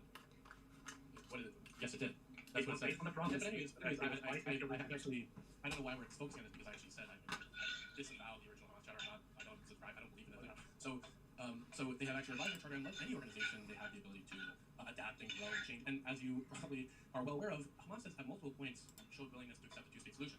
No, they haven't. Really? Yeah, they have. 2007. Where? 2007. 2007. Look it up. Do you want me to pull it up right now? 2007. Yeah. What did they say? Shows willingness to do. So in 2007, while following the charter in which they say they will never ever accept a two-state solution, and their aim is to eventually destroy the Zionists and eradicate the Jews, they also at the same time said that they're willing to establish a two-state solution. Are you freaking kidding me? Yeah, you can, dude, look it up. I mean, look, even right here, AP News, Hamas again raises the possibility of a two-state compromise. All right. According to you, in their currently updated charter of 2017, do they promise to work toward a two-state solution? No, and actually, I don't believe in two-state solutions, so I don't think they should. But they've Okay, acknowledged. so they don't. So they don't. Which is what you said, that they just want to destroy Israel. Well, no, clearly by the. When he says he doesn't agree with two-state solution, it means he just wants one state, which means Arab state. No, Israel. Yeah. Doyle, right? He just wants the Arabs to have a 51st state. After they colonized 50 countries. Wow, the greediness is disgusting. By their willingness to accept the two-state solution in the past, they don't just accept it. And actually, there's this always this. Do you know what the charter says? Would you let me finish this? I'll finish. Sure. There's always this rhetoric: destroy Israel, destroy Israel, destroy Israel. I personally don't think that a state that privileges Jewish people over other people should exist. I think that people should live with equal rights, with the right to vote, with the right to movement, and Israel currently does not allow that. So in a way, I don't think we should destroy Israel, kill tons of Israeli people. I think that's wrong, and I think that goes against personally my values. But I don't think that. I guess an African country shouldn't be just for the Africans, right? And the Mexican country shouldn't be just for the Mexicans. And the Japanese country shouldn't be just for the Japanese. And the Chinese country shouldn't be just for the Chinese, right? According to his philosophy. So therefore, maybe just eradicate all countries and all ethnicities. He's a globalist. Or maybe he's just... Yeah, he's a Marxist. Or maybe he's just a Jew hater who thinks only Jews can't have their own. He's more likely a Marxist and a Jew hater, but the ideology that he's learning in college is Marxism. Which means? Social justice, which is universal everything, tear down the systems. Marxism is create chaos, anarchism. gain as much power as possible, and tear down the system, and then create your utopia where everyone is equally for it. Aha. Okay. Yeah, but they don't say that. They say they're going to create their Marxist utopia where we're going to abolish families and, just have everything run by the state. And then everything will be equal. Right. Nothing can go wrong there. Of course. Right. What do you think would happen to Jewish people? Power does not corrupt absolutely. Exactly. Well, if Israel was destroyed by Hamas, for example. What do you think would happen? I'm asking you. If Israel is destroyed by Hamas, yeah. Well, if you're going to back it easily and make the question, what do you think would happen to Americans if America was destroyed? Okay, I'm asking you. It's hypothetical, where the answer is actually, it's hypothetical where the answer is related to the question. Israel would be destroyed. What would be happening to Jewish people? I didn't say what would happen to Israel if Israel was destroyed. I said what would happen to the Jewish people if Israel was destroyed by Hamas. I can't imagine it would be as bad as what's happening to Palestinian people right now in Gaza. Oh, the poor Palestinians. Oh, I can't imagine it would be as bad. I just learned 2 days ago that, there was more than 1,200 people killed on October 7, right? 600 of them were beheaded. Nice. Yeah, I just learned that. Really? And this guy is saying, is it the Palestinians, the poor Where fake... did you see that? Where did you see that? I saw it on the... Who was it that said this? I read an article, which was actually not even Israeli. It was not even a pro-Israel article, and it said that out of the 600, there were out of the 1,200, 600 were beheaded. Their heads were chopped off. Very nice. Yeah. So you will not answer the question what will happen to Jews if Israel is destroyed? You characterize it as Jews. Just answer the question. They're Israeli citizens. Well, it's so unbelievable that you are saying that the Jewish people need to be protected, and I agree, of course, all people should be protected, but then you don't acknowledge that what you worry about happening to Israel is exactly what's happening to Gaza right now. It's actually not, but I will ask you one. See, that's a lie. They're such liars. They lie through their teeth, and it comes so natural to them, and they can blubber so much because nobody is holding them to account for their lies, and that's why a lot of them seem so smooth and so self-assured, and they can lie and lie and lie, and that's why they gain traction because nobody's gonna hold them to account. Nobody. These Jew-hating bigots.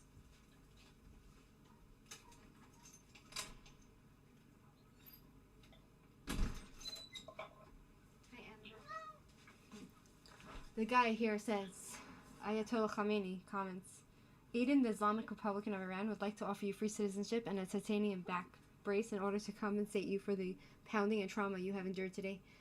But you can't bring your boyfriend. But what? But you can't bring your boyfriend. Oh, yes, another dig. One final time. What do you think will happen to the Jewish people if Israel is destroyed by Hamas?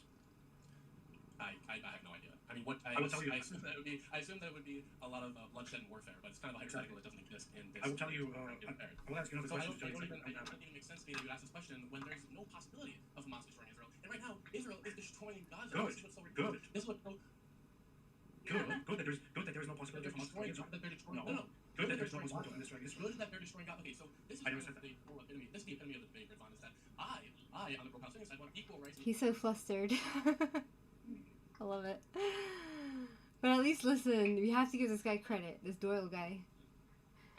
Give him credit for showing his ugly face. You want to destroy Gaza. That is a genocide statement. That is a genocide statement, Ridvan. You I never said that. play the tape back. Play that back. I said Israel is destroying Gaza right now, and you said and then you repeat good, and then you repeat good again. No. Play the tape back. I clarified very simply. You said Hamas cannot destroy Israel, and I said good. You spoke after that, and you're now trying to make it look like I said the destruction of Israel. That's not what I said. I said it's good that Hamas doesn't have the ability to destroy Israel. You refuse to answer the question. You are pushed into a corner. Now you're trying to put words into my mouth. Hamas doesn't have Here's the thing. Hamas doesn't have the ability to destroy Israel. Hamas doesn't have the ability to destroy That's Israel. why I said I just want to really quickly interrupt here. In terms of the questions, even if they are hypothetical, even if the hypotheticals do seem absurd, they are designed to test the logic of the worldview. So we can carry on with those hypotheticals if you want. So here's the thing. Well, I disagree with that. Can I respond to that? Because I actually have to disagree with that. If Hamas had the power to destroy Israel, everything would be so different that it doesn't even bear answering, because the entire conflict would be completely different. So I can't even answer that question. If it's almost like asking, if everything in the world was different, if laws of physics were different, what would you do in that situation? It's impossible to answer, because... But it is actually, within the laws of physics, though, it is actually possible that Hamas could logically destroy Israel. That is actually a possible. That is a possibility. So it's not that absurd. Wait a second, is this Jake Rattlesnake? Is he like impartial? Like what's going on here? Well, what is the guy saying? The guy, the mediator, he's saying he's taking the side of Apostate prophet that it is possible, according to physics, for Hamas to destroy Israel. Okay. Just take this into consideration. If you are going to talk about the possibility of Hamas destroying Israel, let's turn it around, for example, and let's ask, what do you think would happen to Arabs if Israel was able to have full control over the land? Over... What do you mean over the land? Over all of the land of Israel. You mean Greater Israel? All of the land of Israel. Land of Israel, right? Like Greater Israel? Everything that they currently have that is officially recognized, everything that encompasses direct Israeli control at this moment. We can see what Israel's doing when they control the Oh. Okay, tell me what would happen to Arabs if they control all When the they land? control Gaza, they genocide Palestinians. When they control the West Bank, they use an apartheid system. They use checkpoints. You can't get from place to place. And what's funny about this is that you say what would happen if What is happening to the Arabs inside Israel? We have gone over this, Ridvan. They're not able to own certain tracts of land in Israel. They're not able to buy houses in Israel. They're arbitrarily detained. In fact, I mean, I don't know if you know this, but in Israel, detainees are detained for up to a year without trial, and they can be arrested for things they say on the internet. I mean, this is Lies. He's lying now. He's going crazy. I think he's losing his mind, Doyle. This guy. He's starting to say things like, oh, they can get arrested for things they say over the internet, which is a lie. He's losing his That mind. only happens in England. That only happens in England. Exactly, but he's starting to say that. Like, I think he's losing his mind. Like, he's losing the argument. He's trying. That, well, of course, this is Israeli state. Well, you would have to be a dumbass to not realize that this is specifically targeted to Arab Israelis. I will give you the answer. The Arab population inside Israel has twice the population growth than the Jewish population inside Israel. So when Israel has actual direct control over land where Arabs live, Arabs are thriving in the land. The Arab population has been increasing inside Israel, and the Arab population is also has also had a steady increase in quality of life inside Israel. In fact, according to quality of life data, Arabs inside Israel have much higher quality of life than all of the surrounding Arab countries. Yep. Okay, again, another what about is that you don't actually address the points that I made, which is that, as I've said over and over again, that Arabs can't even own certain land in Israel. Instead, you say, well, no, Arabs have a high birth rate. Well, hey, tell me, So they are not destroying Arabs. I don't care about their birth rate. I care So about they are not genociding Arabs. Israel. I care about the fact that in 2015, So are they genociding Arabs or not? He can't answer the question. Pathetic. They are not genociding Arabs. We're detained for things they found on the internet. I mean, do you not think that this is wrong? Do you not think that this is indicative of a state that He's laughing. Apostate Prophet is completely in control, and he is laughing at this guy. So nice to see. Right. Just one group of people over He another. did a great job. So you have just admitted to us that Israel is not genociding the Arab population that has control. Thank you so much. I want to ask you one No, question. they are. They are. Oh, they are. This. I can't. Sorry. Yeah, they're forcibly making them read. Okay. So in 2018, Hamas. They're forcibly making them what?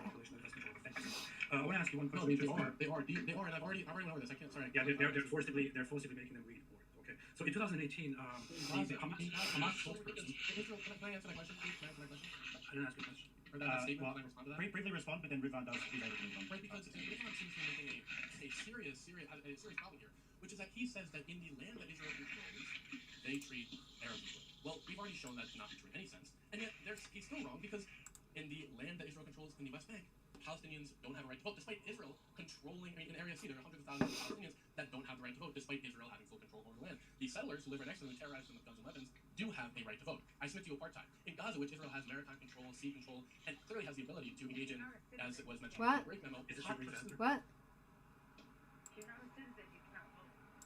Exactly. But the Arabs within Israel that are citizens, right, within legal Israel, like so-called legal Israel. They vote. Exactly. Whenever they want to. And so Is this your yes, answer? when Israel controls land of the Palestinians, land of Arabs, yes, they ethnically cleanse them, and they, in this case, genocide them. So we are supposed to just ignore how Israel actually treats the Arab population inside Israel. Got it. So in 2018, the Arab spokesperson of Hamas in Gaza. So the Arabs are perfectly fine. They are doctors or lawyers. They're in the universities. You know, even in the West Bank, right? In Ariel, for example, you know, which is near Nablus. Arabs, they go to universities. In the settlements, in the Israeli settlements, they go to the universities. Oh yeah, we would go use the internet at the college in spots. Yeah, the Arabs there. And there was half Arabs. Yeah. So, half of the students were hijabi Muslim Arabs. and this guy is saying that, oh, Israel's doing genocide. Like, literally, if there was a genocide, then they would literally be murdered. They would be literally being in camps and killed. Like, all Arabs. Because Israel has the power, if they really wanted to, right? But Right. he's a liar. Sick. Fatih al-Hamad gave a speech that was actually, by the way, during the so-called peaceful March of Return. He made a promise to the so-called Palestinians about the future, about 4 months in the future. Do you know what he promised them? Go ahead. He promised them, number one, that within 4 years we will get close or accomplish the eradication of the cancer of Jews from the land of Palestine. And promise number two is that we will establish the foundation of the caliphate in Jerusalem. This is the spokesperson designated by Hamas. Fatih al-Hamad is not some random guy. How do you think this works together with your absurd idea that Hamas does not aim for the destruction of Jews and that they are totally willing to work for a two-state solution? Well, wait a second. I have actually Never admitted heard of him. that Hamas is not like I don't think anybody says Hamas is a perfect organization. Hamas has problematic ideologies, and it's funny you're laughing, but I'm actually kind of conceding Not a something. perfect organization. Not by any, They're not a perfect organization. They're a genocidal maniac, terrorist, creepy, freaky, Islamic, genocidal organization. And he's like, oh, they're not a perfect Exactly. organization. Huh? Yeah. So, Apostate Prophet's laughing.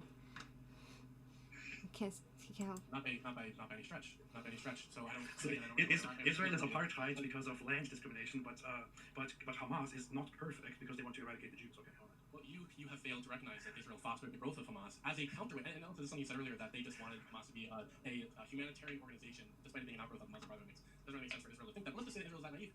The general who is in charge of funding Hamas disagrees with you. So you want to talk about authority? The general in the Israeli army said no, it was designed to produce a counterweight to the Palestinian Liberation Organization. When was that? It's in the When was 80s. that? In the In 80s. the 80s, exactly. Was Hamas a militant terrorist organization? This is before Hamas became official. Really Exactly. Yes, Exactly. So at that point, Hamas was not a genocidal terrorist organization. Hamas had not even formed properly into Hamas. It was merely an extension of the Muslim Brotherhood, posing as a humanitarian organization that wants to distribute charities. And yes, I will totally concede here that Israel was at that point stupid in dealing with this problem because they didn't understand, and they still don't really understand Islamist movements. However, how in the world does this in any way help your point? So I want to point out the contradiction here, or the inconsistency, where whenever it's a single Hamas spokesperson or a single Palestinian who says something about Jewish people, that's encompassing of the ideology of all Palestinians, whereas when the general said that they were funding a Islamist, finally not that point right now they're noticing it, but they were an Islamist organization, in order to provide economy. It's kind of unbelievable because they wanted to subvert the Palestinians. He's basically laughing. Apostate Prophet's laughing throughout this whole entire debate because he's laughing at this guy. Right, because he doesn't know what he's talking about. The population so that they Right, could you actually become- achieve their national identity. Like, if all Israelis could have his confidence, then things would change. It would be a different society. There would be no terrorism. Yeah, because people would have zero tolerance for living in fear. Mm-hmm. Exactly. So that they could provide, as I've said numerous times, a counterweight to the Palestinian This is actually a complete misrepresentation. What Israel actually did was there was a humanitarian organization which was the extension of the Muslim Brotherhood in Gaza, which at that point merely posed as an organization or as a movement that collects and distributes charities. Israel thought these guys want to work toward peace and toward religiosity. We like religiosity, so we will just help these guys. In 1988, or 1987, 1988, this movement officially turned into a genocidal terrorist organization and also wrote their charter in which they made very, very explicit that their aim is to eradicate the Jews, after which point Israel stopped any relations with them and began fighting. That's what happened. Well, you're again, I guess we can move on from this point after if you want to respond to this last point. I don't think we're getting anywhere. You're directly contradicting what the general said. You're directly contradicting it. That it was designed to produce a counterweight. It wasn't designed because they wanted humanitarian aid in Gaza. Not at all. Or because they wanted education. Or because they wanted to build mosques in Gaza. It was because they wanted to provide a counterweight. They wanted this group to essentially deter Western support because they knew. Are you implying that it was? Are you implying that Israel is the one that designed Hamas that way? No, I wouldn't say that Israel designed Hamas. I think they saw an opportunity. So would you then think that Israel made a mistake here in characterizing Hamas before it was turned into a terrorist organization? Well, I don't know if you can describe it as a mistake or strategic, but either way, they were the ones who supported Hamas because they knew that it would deter Western support and Palestinian people. Do you have any evidence that Israel knew that this would turn into a violent terrorist genocidal organization? Well, you can't really produce evidence that somebody knows something. Exactly. Even if they say, well, Ridwan, it's a little bit unfair because even if they say that we know that they're going to turn into a genocidal organization or whatever, I mean, you can't really prove that they have this specific knowledge. And you could maybe say that they thought or that they predicted that it would turn into this. And again, I have no idea if they knew or predicted this, but we do know, and what is proven by the general of the IDF is that they knew and that it would deter Western support by Palestinian people. And they knew, Ridwan, that it was an Islamist organization. So you can't produce evidence. Okay, that's fantastic. So here's my question to you. We have talked forever about how Israel is conducting this war at this moment. I want to ask you to move away from the discussion about the background. Hamas has been violent forever. The other organizations have been violent forever. Hamas never came to an agreement in 2005, 2006, 2007. They have been violent this entire time, promising to eradicate Israel and the Jews, which is why Israel has been having this stance against Israel so far. On October 7, 2023, Hamas attacked Israel, and during this attack, nearly 1,200 people were massacred, most of them civilians, including during a music festival where nearly 400 people were killed, civilians. Do you agree with this assessment? What, that people were killed at during that this is what Hamas did, killing civilians mostly, and killing innocent civilians also. Yeah, they killed civilians afterwards. Okay, fantastic. So you acknowledge that. Do you think it was wrong to kill civilians on October 7? Well, I always think it's wrong to kill civilians, Ridwan, but I also think it's wrong to keep people under an apartheid system. Now, if you believe that this is wrong, then when there is a contradiction and Israel shows no real signs of trying to find peace or trying to give the Palestinians a state or trying to give Palestinians equal rights, well then violent resistance is How could the way. they get equal rights? Again, How could Arabs in Gaza get equal rights under Israel if they're not part of Israel? Exactly. This guy's such an idiot. He keeps saying, oh, they don't have equal rights. They're being occupied. They're occupation. There's no occupation. And they're not part of Israel. They're not Israeli citizens. They're their own state. Well, they're independent. Hopefully Israel will occupy and take over the education system and teach math and science. I'm against that. I think that they need to be removed. The Arabs need to go to the Congo.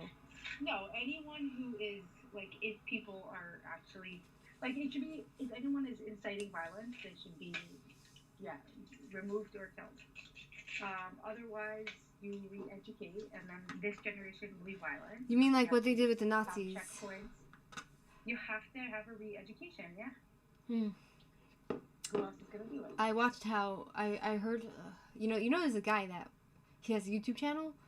The guy that did the Lubavitcher Rebbe, right? He did a thing about how he did a... You know what I'm talking about, right? Like, okay. So he did he biography or he explained how video. About the Lubavitcher Rebbe and how the Germans went and rescued him out of Auschwitz. Not out of Auschwitz, out of the ghetto. Like, Nazis went and took him out of the ghetto, and they arranged it somehow. And so his channel, he says how the Nazis were denazified. because the entire population of Germans were very much in line with the ideology of Hitler. So how did they do it? I don't remember. Re-education somehow. They made the Nazis go to the camps, and they made them bury the dead and they made them see the survivors and the dead people there, and they made them see the chambers, and they made them see everything. And then they went and I they... remember. Yeah. I remember reading the Holocaust book.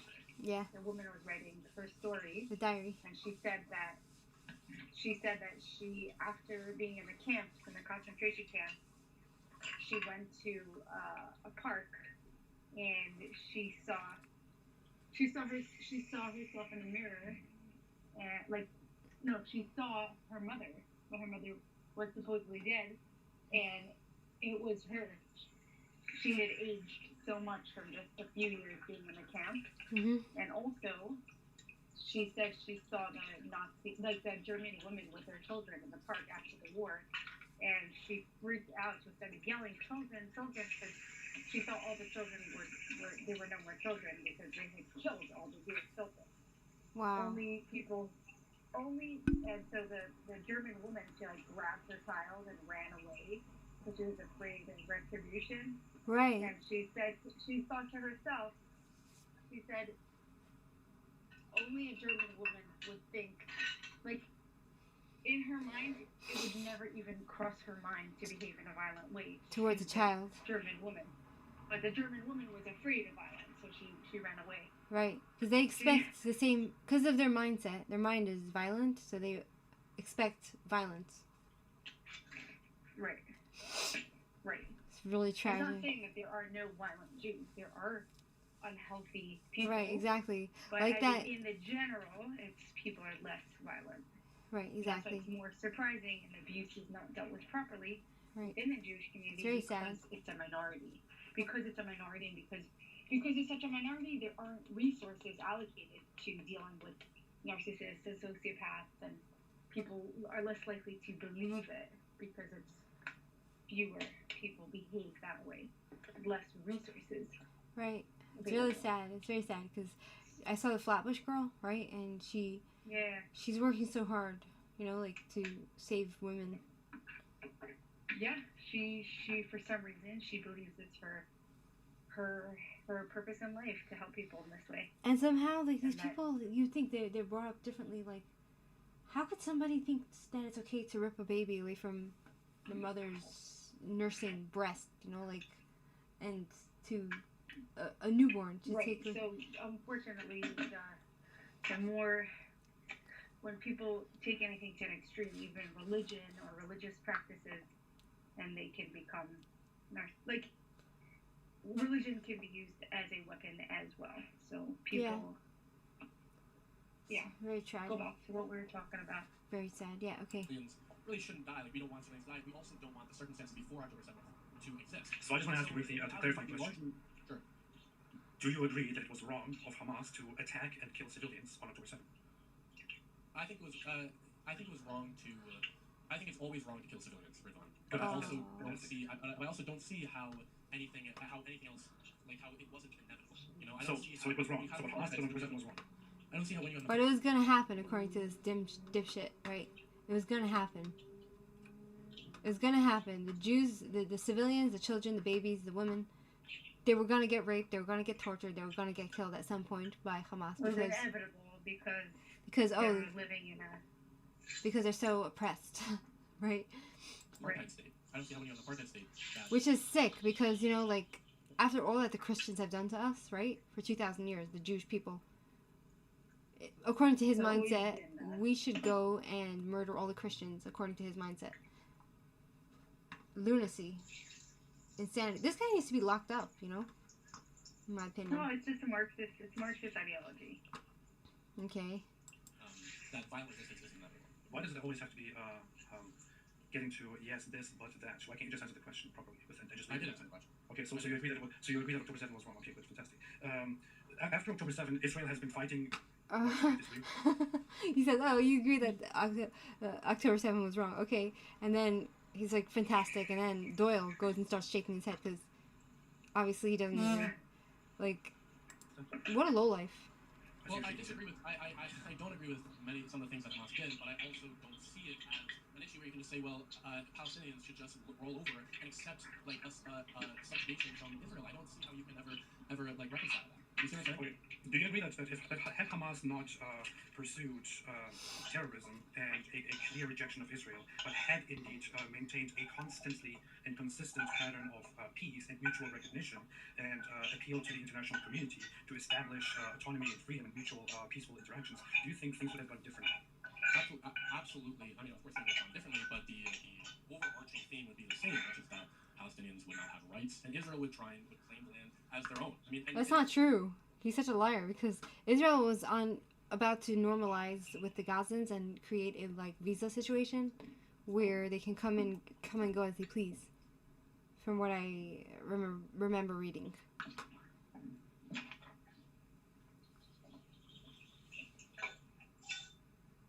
If you want to say, I mean, Despite the fact that if the Nakba never happened, if there's never been property laws, if there's never all these discriminatory laws, if apartheid never happened, then everything would be different. But if Hamas was never violent, well, you kind of are missing a big chunk of the history here, which is that Hamas published their charter in 1988.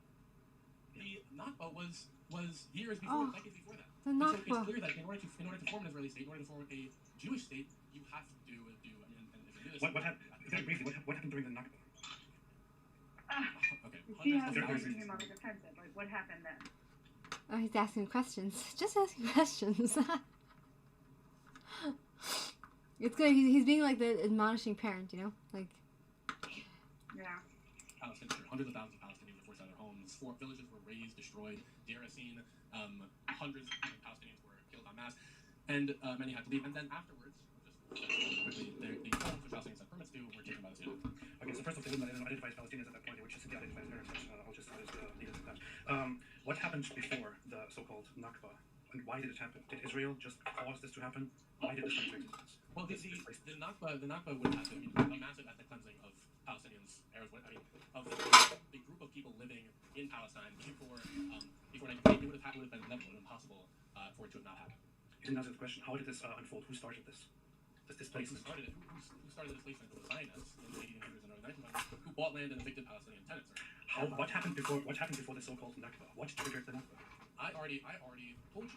It was Zionism itself when Zionists went to the land of Palestine and evicted tenants. Like I don't see what you're understanding about this.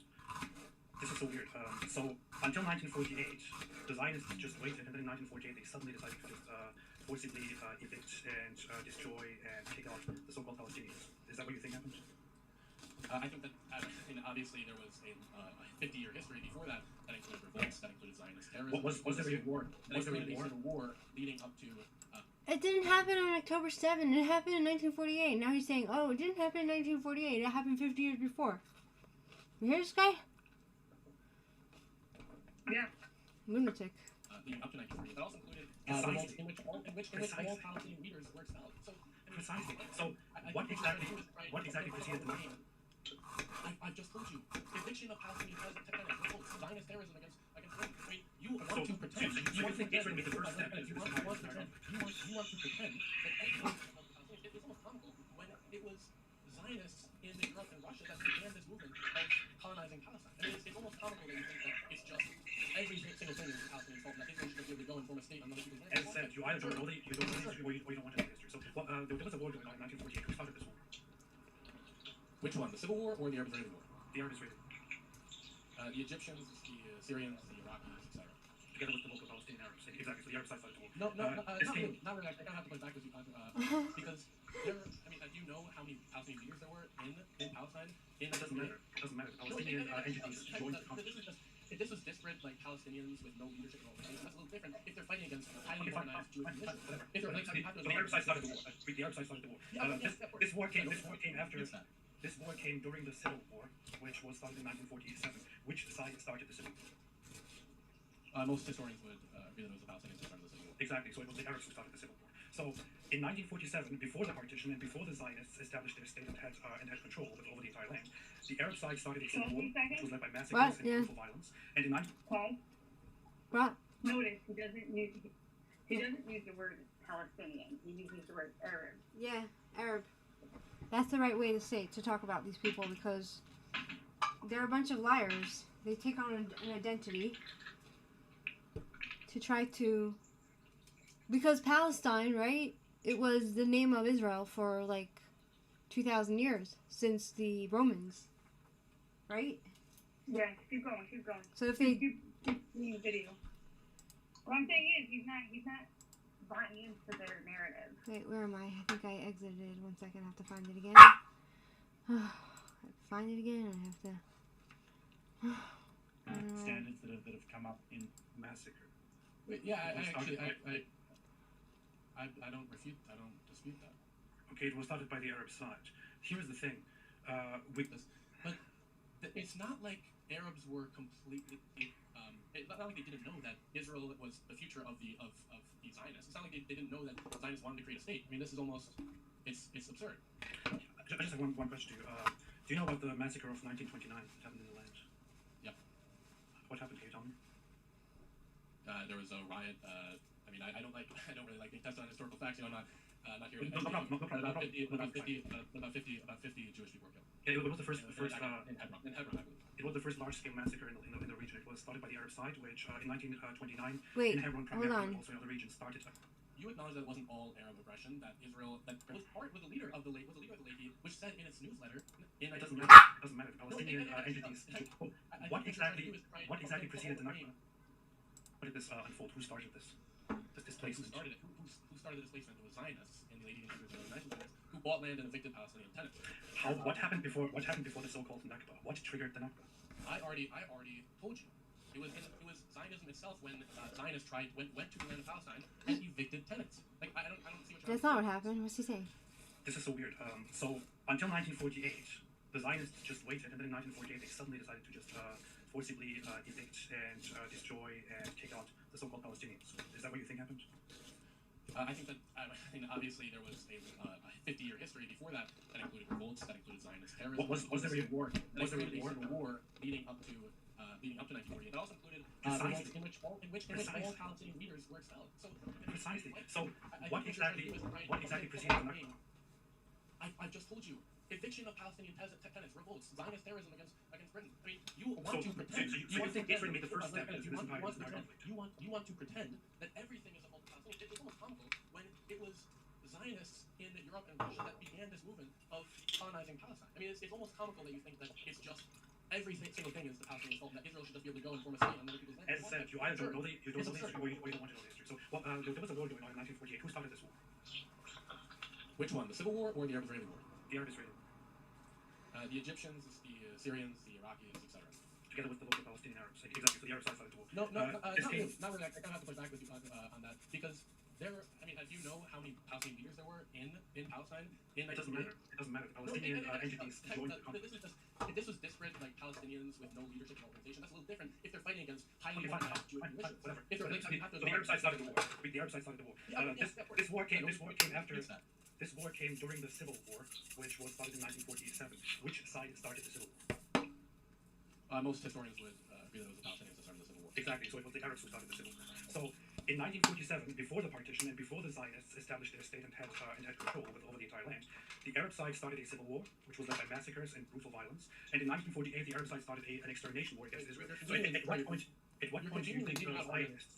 You're conveniently leaving out the terrorism of the Leahy, the Stern Gang, of the Bergen, of the Haganah. You're conveniently leaving out that, if we want to get into the future Prime Minister of Israel, Yitzhak Shamir, was the leader of the Leahy, which said in its newsletter that no Jewish precept prevents any of us from doing terrorism. You're leaving out that Zionists would settle the land and evict and force out Arab tenants. You leave out so much in your analysis. Before 1947, there was no taking control and eviction of populations. The Lehi and Irgun and the Haganah were all organizations. The Haganah came first and was a very ethical organization. The Haganah came first, and the Haganah was initially founded as a mainly defensive force by the Jewish population due to the repeated attacks from the Arab side, at which they decided, okay, we have to defend ourselves. The later organizations, the more controversial ones, Lehi only had up to 200 members, were founded because they decided we keep being attacked, we can't just sit here and defend, we have to retaliate, and also at some point initiate attacks. Yes, they did. However, all of this came as a result of Arab aggressions. you acknowledge that it wasn't all What are you doing over there? I hear like a lot of excuse me, noise. that the Zionists had mixing organizations that were salad. terrorist organizations that used to slaughter and massacre Palestinians, and you acknowledge, if you want to refute every historian ever on this issue, that Zionists bought land and then they evicted Arab tenants. Well, if you buy land, if you officially buy land, it is your right to do with the land whatever you want to do. If there are tenants in a place to buy, then of course you can tell them, hey, this land belongs to me. I want to do something else with this. Totally Right, yeah, and I actually agree with you on that. If you buy land, it's perfectly fair for you to do whatever you want with that land. What I think is problematic is that you buy land, you're a Zionist, you buy land, and you evict Arab tenants so that you can import Jewish people from other parts of the world, so that you can build a state. And then with your intention of creating a Jewish state, you expect there to be no retribution on any other side. It's almost comical how you think that Retribution to what? Retribution to the establishment of a state or the future establishment of a state. I don't think you maybe don't know this, maybe you don't realize this, but it's not like Arabs were completely. It's not like they didn't know that Israel was the future of the Zionists. It's not like they didn't know that Zionists wanted to create a state. I mean, this is almost it's absurd. I just have one question to you. Do you know about the massacre of 1929 that happened in the land? Yeah. What happened? Can you tell me? There was a riot. I mean, I don't really like being tested on historical facts. You know, not here. No problem. About 50 Jewish people were killed. Okay, it was the first in Hebron, I believe. It was the first large-scale massacre in the region. It was started by the Arab side, which in 1929, in Hebron primarily, but also in other regions, started riots based on rumors that the Zionists want to take control over the Western Wall and started mass killing and kicking people out. Many of the population, the Jews of Hebron, had to be kicked out. Some were brought back later. Later on, they were kicked out once again. So this was the first large-scale massacre. Yeah, I don't dispute that. It was started by the Arab side. Here's the thing. We keep going to the causes of the violent confrontations every single time. We keep hearing the very same thing, which is that the Arab side was the aggressor. However, we have to excuse that because the Israeli side. We're going to move it on now, fellas. I think that was a very productive half an hour there. I'm actually learning a lot there myself, which is really interesting. So What did you say? The prompt of the debate is Israel is not the bad guy. I think What did you guys say? Yeah, I didn't hear. Okay. I don't dispute that. Okay, it was started by the Arab side. Here's the thing. We keep going to the causes of the violent confrontations every single time. We keep hearing the very same thing, which is that the Arab side was the aggressor. However, we have to excuse that because the Israeli side. We're going to move it on now, fellas. I think that was a very productive half an hour there. I'm actually learning a lot there myself, which is really interesting. So the prompt of the debate is Israel is not the bad guy. I think that actually we've stayed on topic pretty much the whole time. I just want to One second, you mind if I just need the bathroom for a second, yeah? Right? Yeah. Intermission. Yeah. So. Yeah. Why? We could say there's something called reactive abuse. However, Reactive what? I'm just talking. We could say that there's something called reactive abuse, like they're behaving in this way, but when you go to talk to the Israelis, you always hear them, yes, we want peace, we'll do anything for peace, we want peace, and then you go to the other side, they're like, yeah, we want all of it, we want to kill them, we want all of it, we want one state. Exactly. So. Exactly. That's their attitude. That's their attitude. And it's because of their great prophet. Yeah, no, it's very interesting. It's because of their great prophet. Right? Yeah. That have sort of formed themselves out during this debate. And for the last bit, it's just going to be an open back and forth, and you guys have the chance to present from your side as to why your side is correct in terms of the standards. So which side historically is more guilty of terror? Which side is historically more responsible for the current conflict? Which side has a genocidal intent?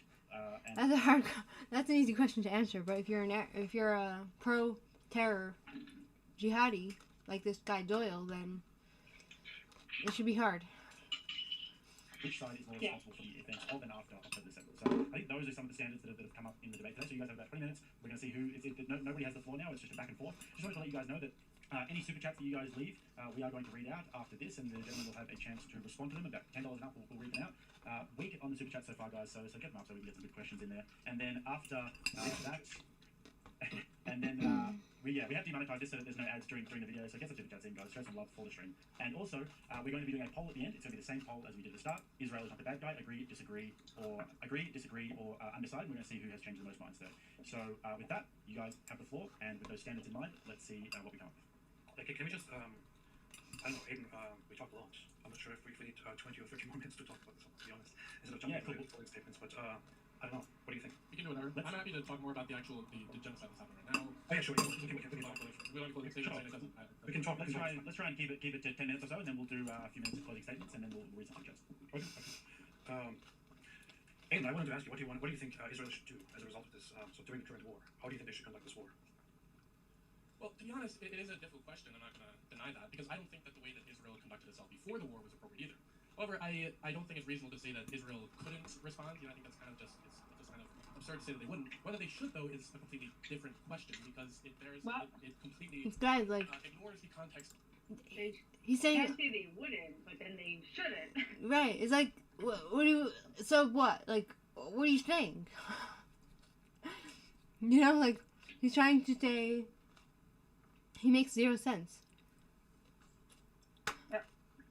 0 cents. I don't understand this guy. Of what we have been discussing this entire debate, which is their ethnic cleansing of Palestine, their apartheid in Palestine, their stripping of rights, their stripping of Palestinians' right to vote, and it does ignore a lot. Now, look, I think that Israel is always going to respond. They're always going to respond with a violent massacre, a violent, just complete destruction of Gaza. But that doesn't mean that they should. And I think that's actually a point that really gets lost here a lot, which is that people will say, well, what do you expect? You expect Israel not to respond? It's like, no, I always expected Israel to respond, but that doesn't mean that they should. That doesn't mean that they should have. That doesn't mean that they should have committed the massive atrocities that they've committed on the scale. They shouldn't. To answer your question specifically, sorry for going on so long, Riffon. To answer your question specifically, they should not be targeting civilians. They should not be killing children. They should not be sodomizing Palestinian hostages in jail. There's a number of things that they are doing which is just completely Do we have Hostage. evidence for that? Do we have evidence for sodomizing? Right. He's saying lies out of his teeth. You know, like they're sodomizing children. They're sodomizing Arab Palestinian hostages. Like those men in prison that are Arab from Gaza, they've done the worst atrocities known to man, literally. And this guy cares for their civil rights. What a sicko! Can you imagine?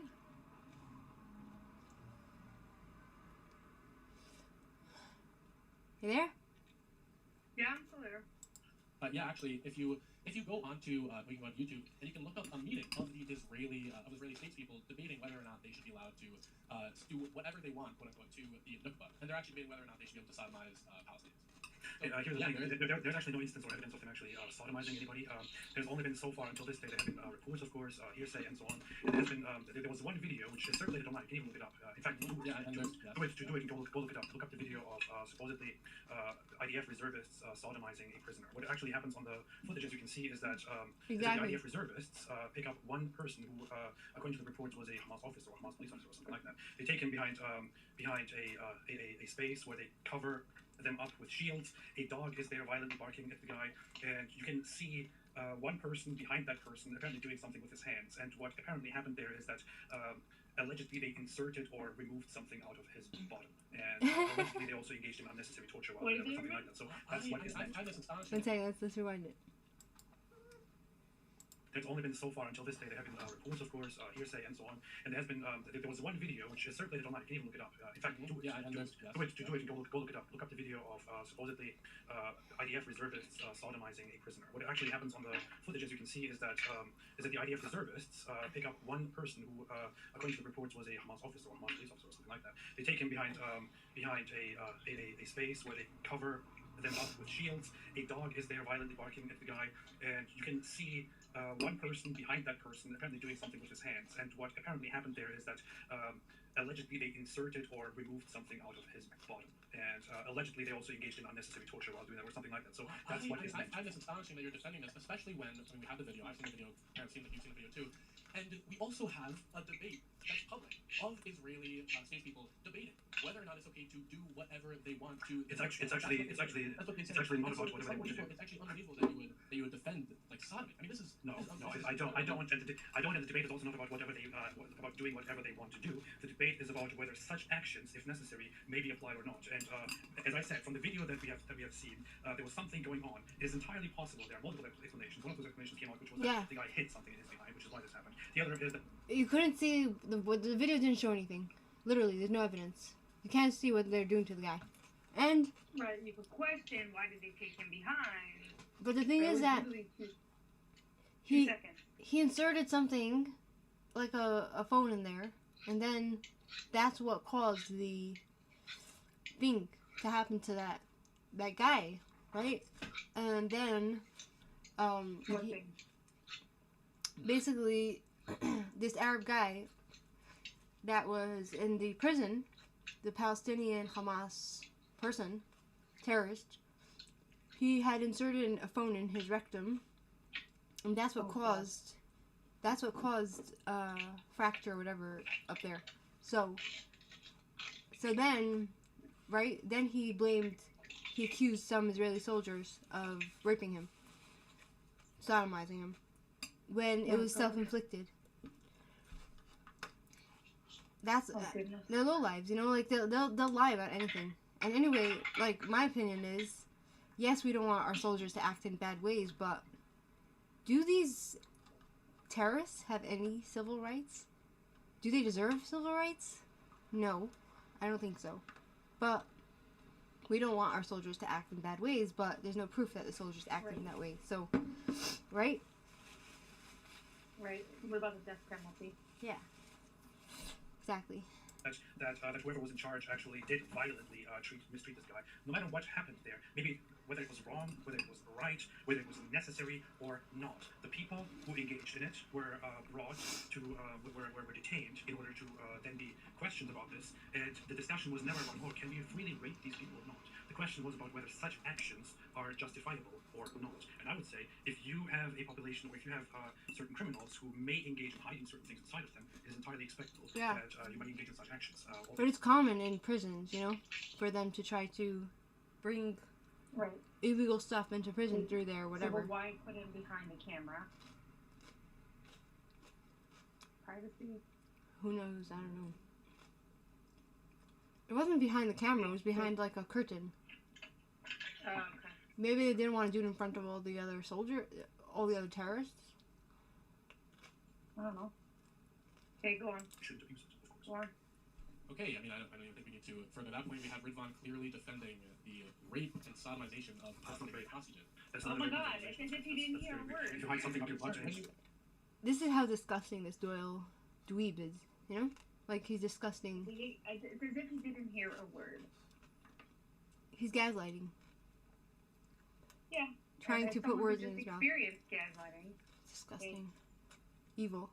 It's like, it's amazing, right? Mm-hmm. I still doubt myself. I still doubt myself on top of all Like, this. did you see what you saw? That's how strong the gaslighting is. Mm-hmm. I saw what I saw. Like, you can't say that because you're uncomfortable that I'm confronting you with your behavior that it didn't happen.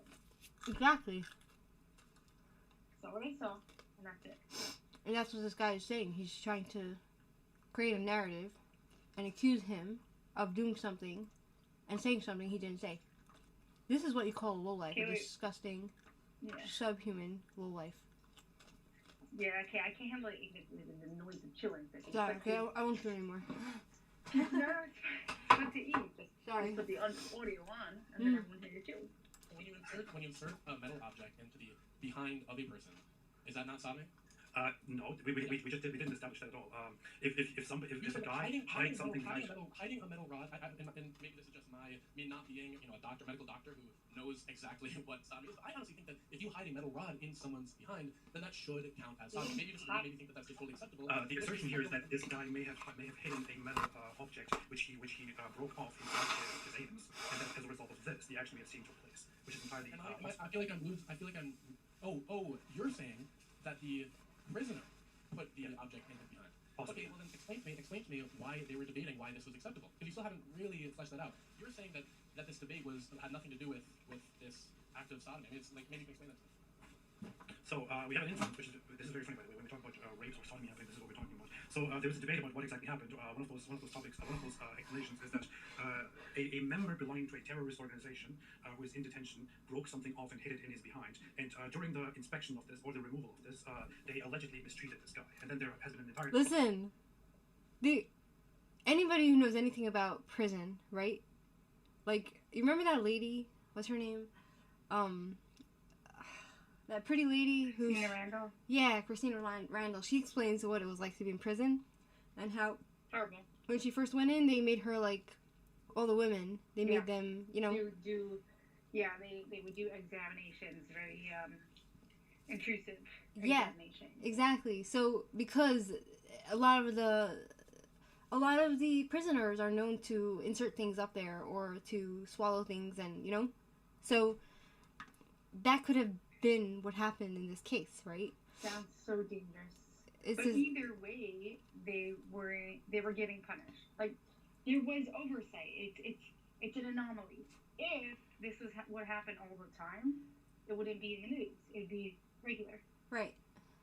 It would go under the rug. It would be passed. Nobody would know about it. And even if they knew about it, nobody would care. Yeah.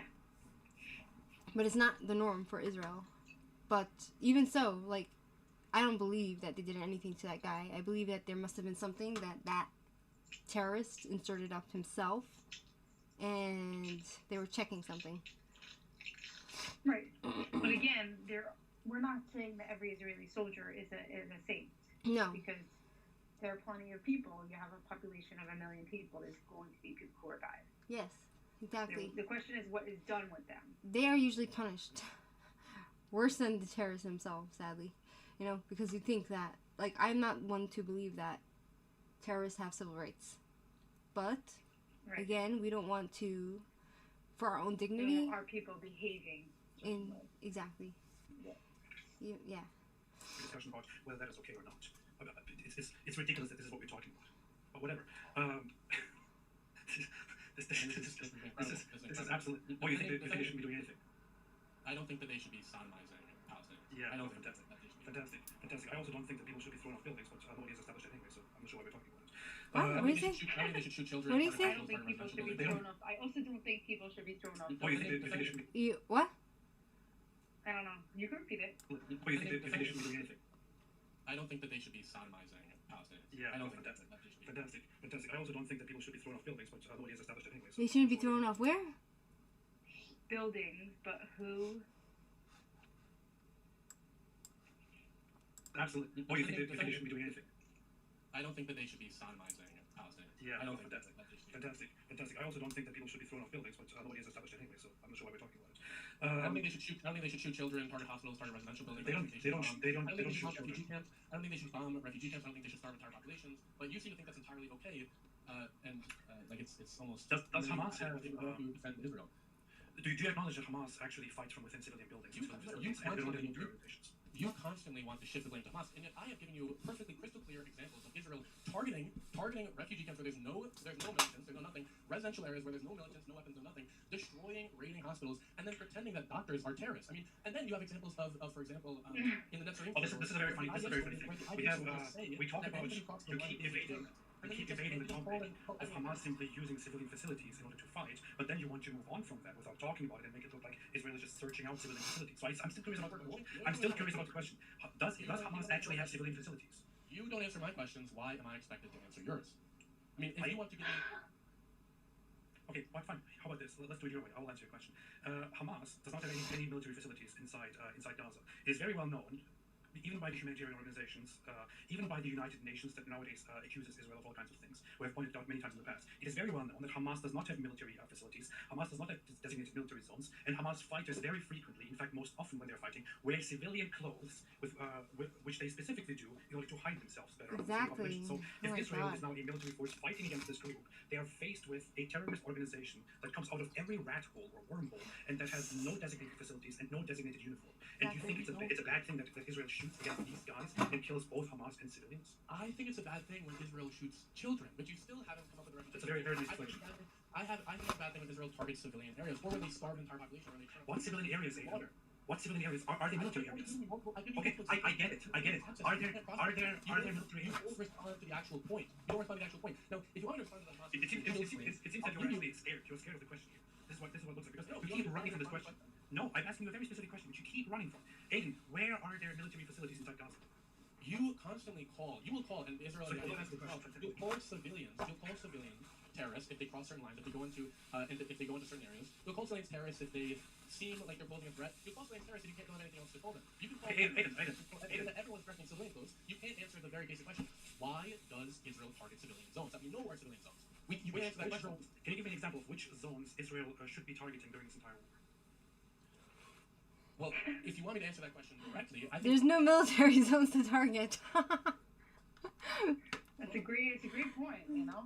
Because they Genius point. exactly they operate from people's homes, so that's their military target. Like that's their military place where they operate from. That they should only be targeting Hamas militants, even if And where are Hamas militants? We know that they don't. Where are Hamas militants? We know that they Which don't. zones are they? We know that Israel does not target Hamas militants. This is not me defending Where Hamas. are the Hamas This is militants? us me specifically talking about Israel and why Israel is the bad guy. It's nothing to do with in this particular case. It has nothing to do with Hamas. It has nothing to do with Hamas and how they engage in war. It has everything to do with Israel because It's even not when ridiculous. they know even when Israel knows that's not Hamas. I don't think you can't really see this point. Even when Israel knows it's not Hamas, they still target civilian infrastructure. All right, fellas, going in circles a little bit here now. So I do appreciate the spirit of back and forth though, and appreciate both of your time today, guys. Maybe you're taking on someone who's a very, very experienced debater today, and Ridvan, who's obviously done many of these debates. So I appreciate both of your time today. But we're getting into some closing statements. So he's basically saying that Apostate Prophet is more experienced and Doyle is losing. Right?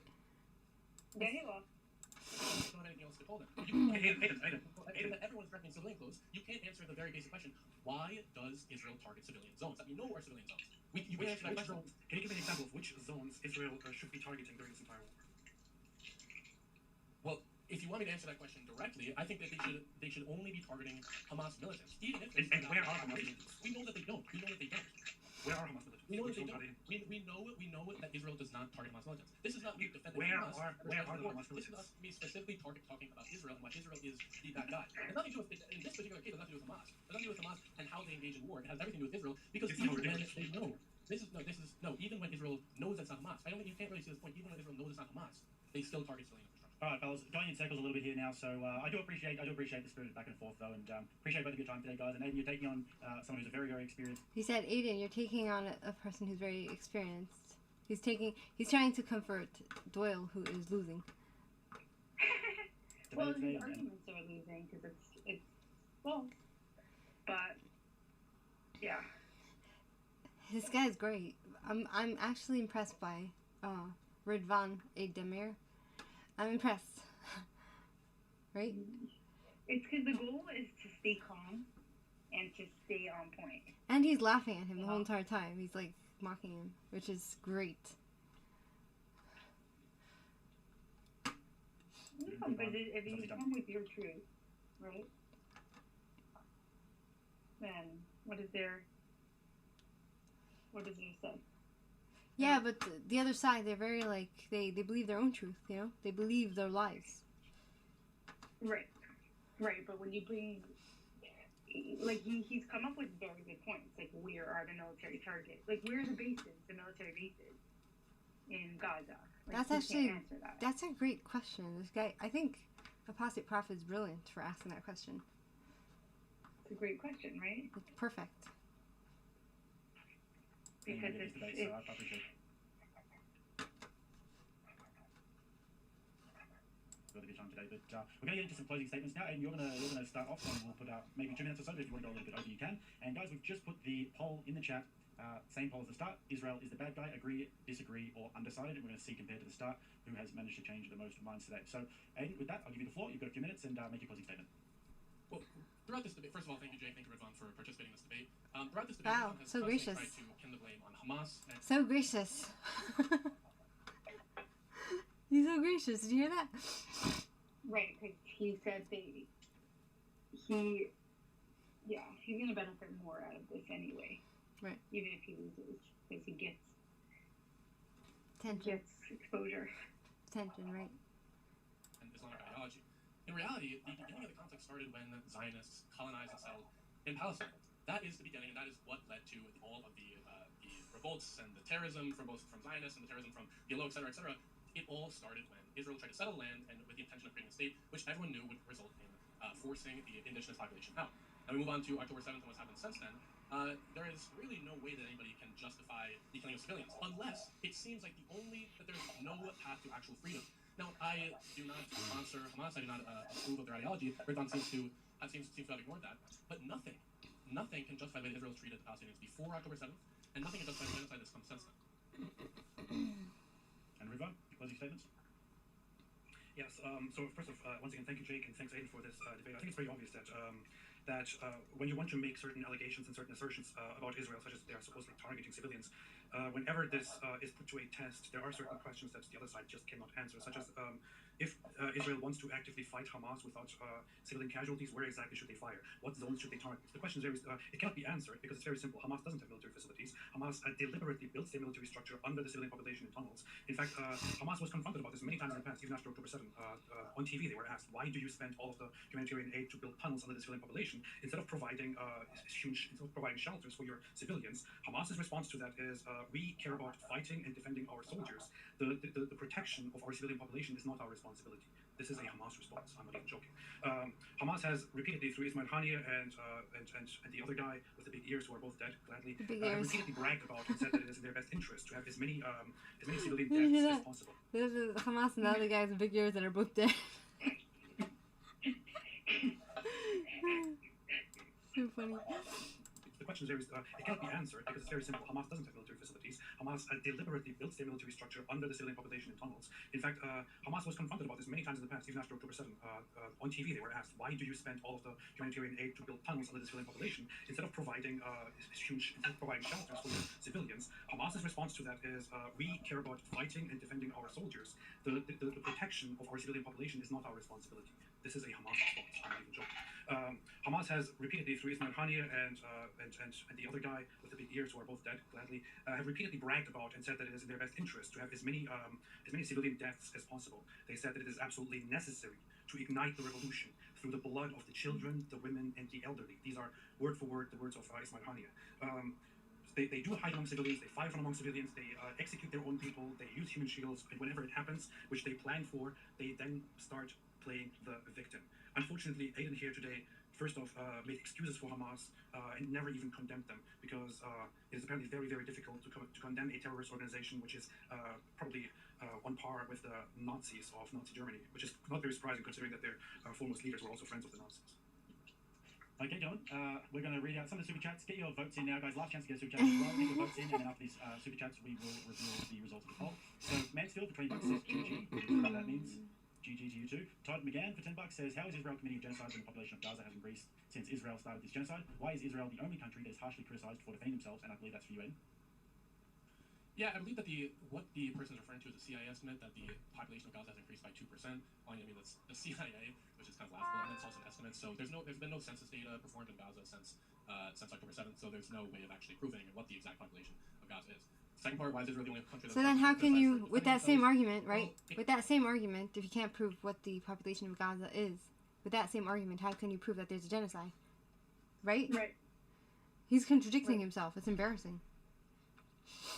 If the creation of a state resulted in the mass ethnic cleansing of hundreds of thousands of civilians, and then whenever they tried to resist this ethnic cleansing, resist occupation, they were then I think that any other country would also be criticized for massacring populations and committing genocides and targeting children and targeting civilian population centers. So I don't think Israel is alone in getting criticized.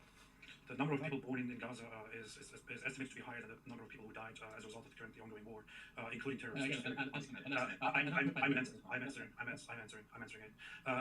Also, Aiden is also one of those people like many others who have characterized the past, including after 4. He has authority, you know? This guy, Apostate prophet, right? Yeah. Yeah.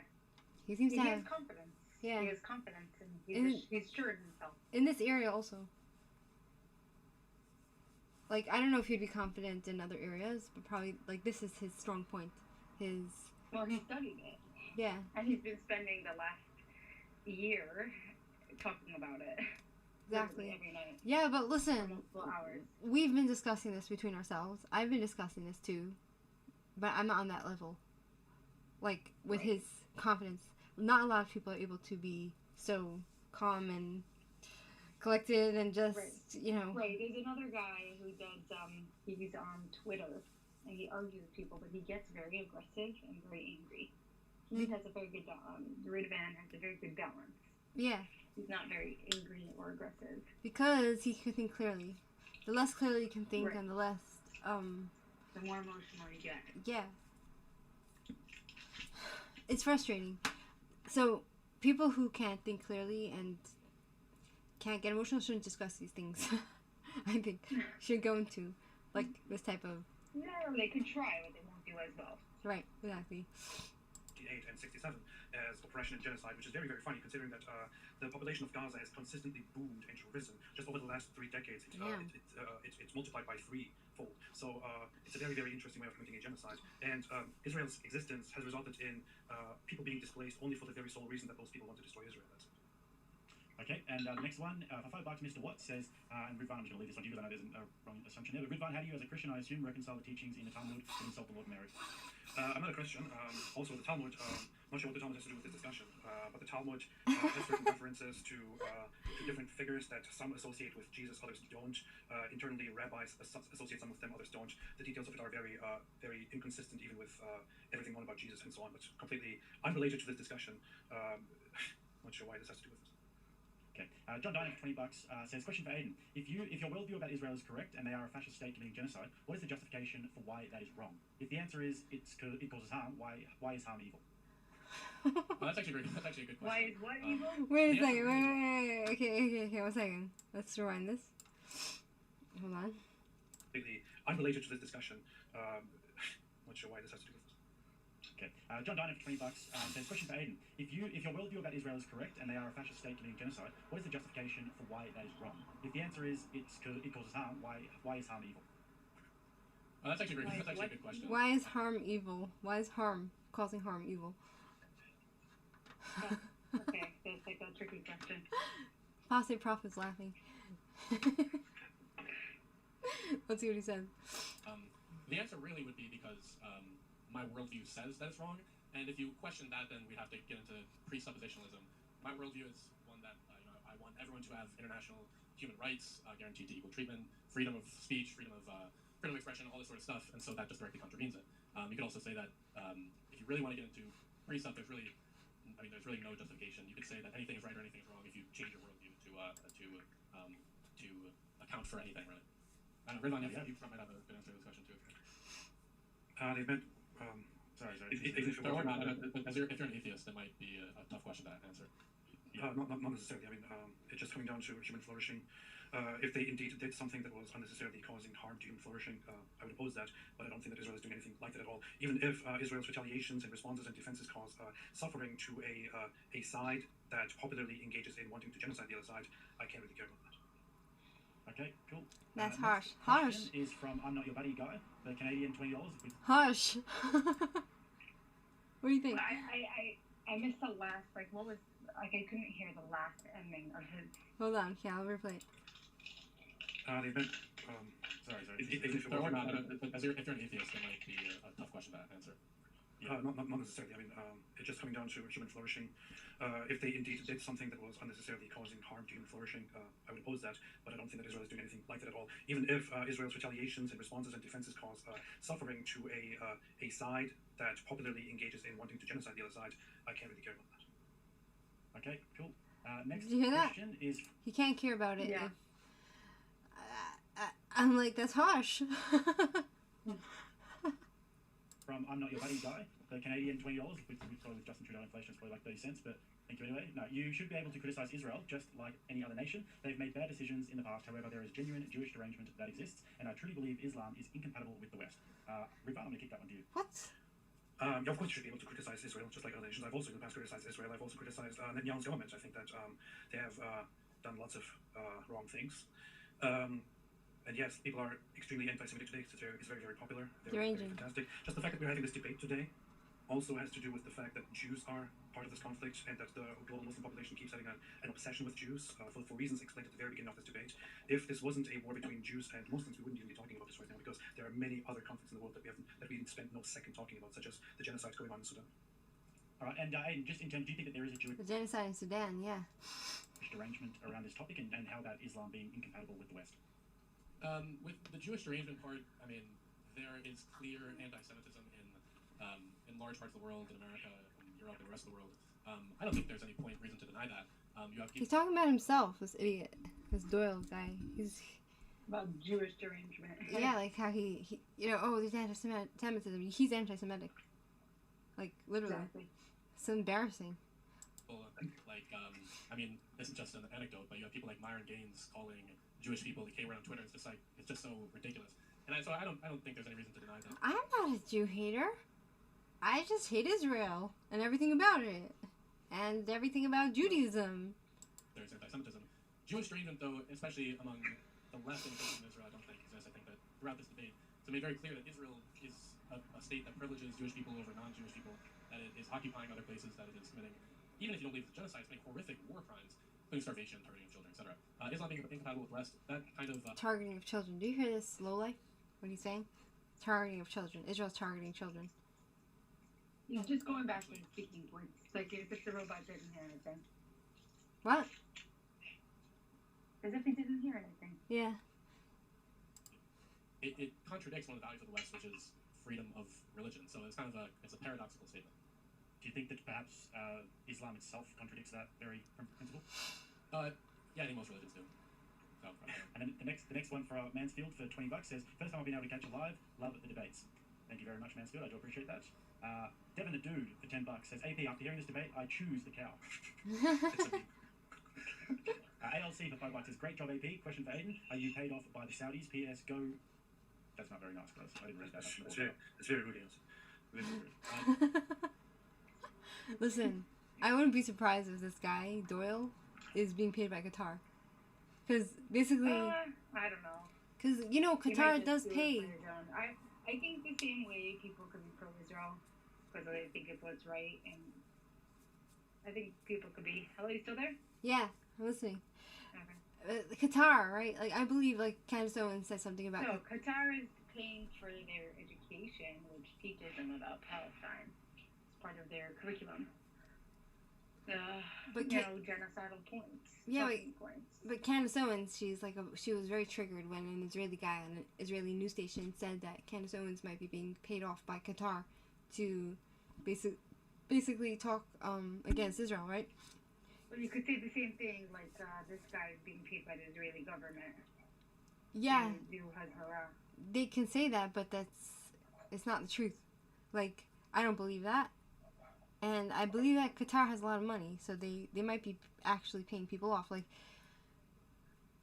all Jews nowadays get accused of being paid by the Mossad in order to do Hezbollah, right? But I think that because it's proven that Qatar has been paying the colleges, there's actual evidence. There's a difference between evidence and just theory, right? Like, right. The Mossad is paying me money, like, to actually go and speak up for Jews, Israel, right? That's a theory. There's no evidence. Like, yes, there's a whole, like, idea of, like, AIPAC, right, for example.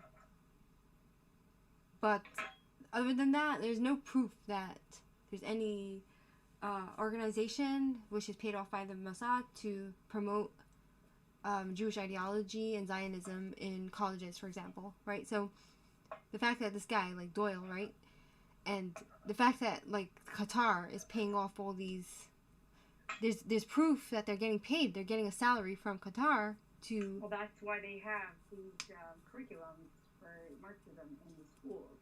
Right. There's an organization, I have to remember what the name of it is, the PLF. I have to remember the name, but it's like basically a Marxist organization for Palestine. Right. And they have. So basically, they're getting.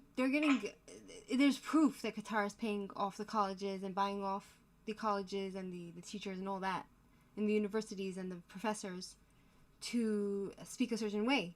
So why would it be so off the charts to think that it's this more guy? About paying the administration to hire teachers who are going to teach a certain curriculum. Exactly, and he's a student, so who's to say that, like, now so he has? Let's finish up. I gotta go pick somebody up. Okay.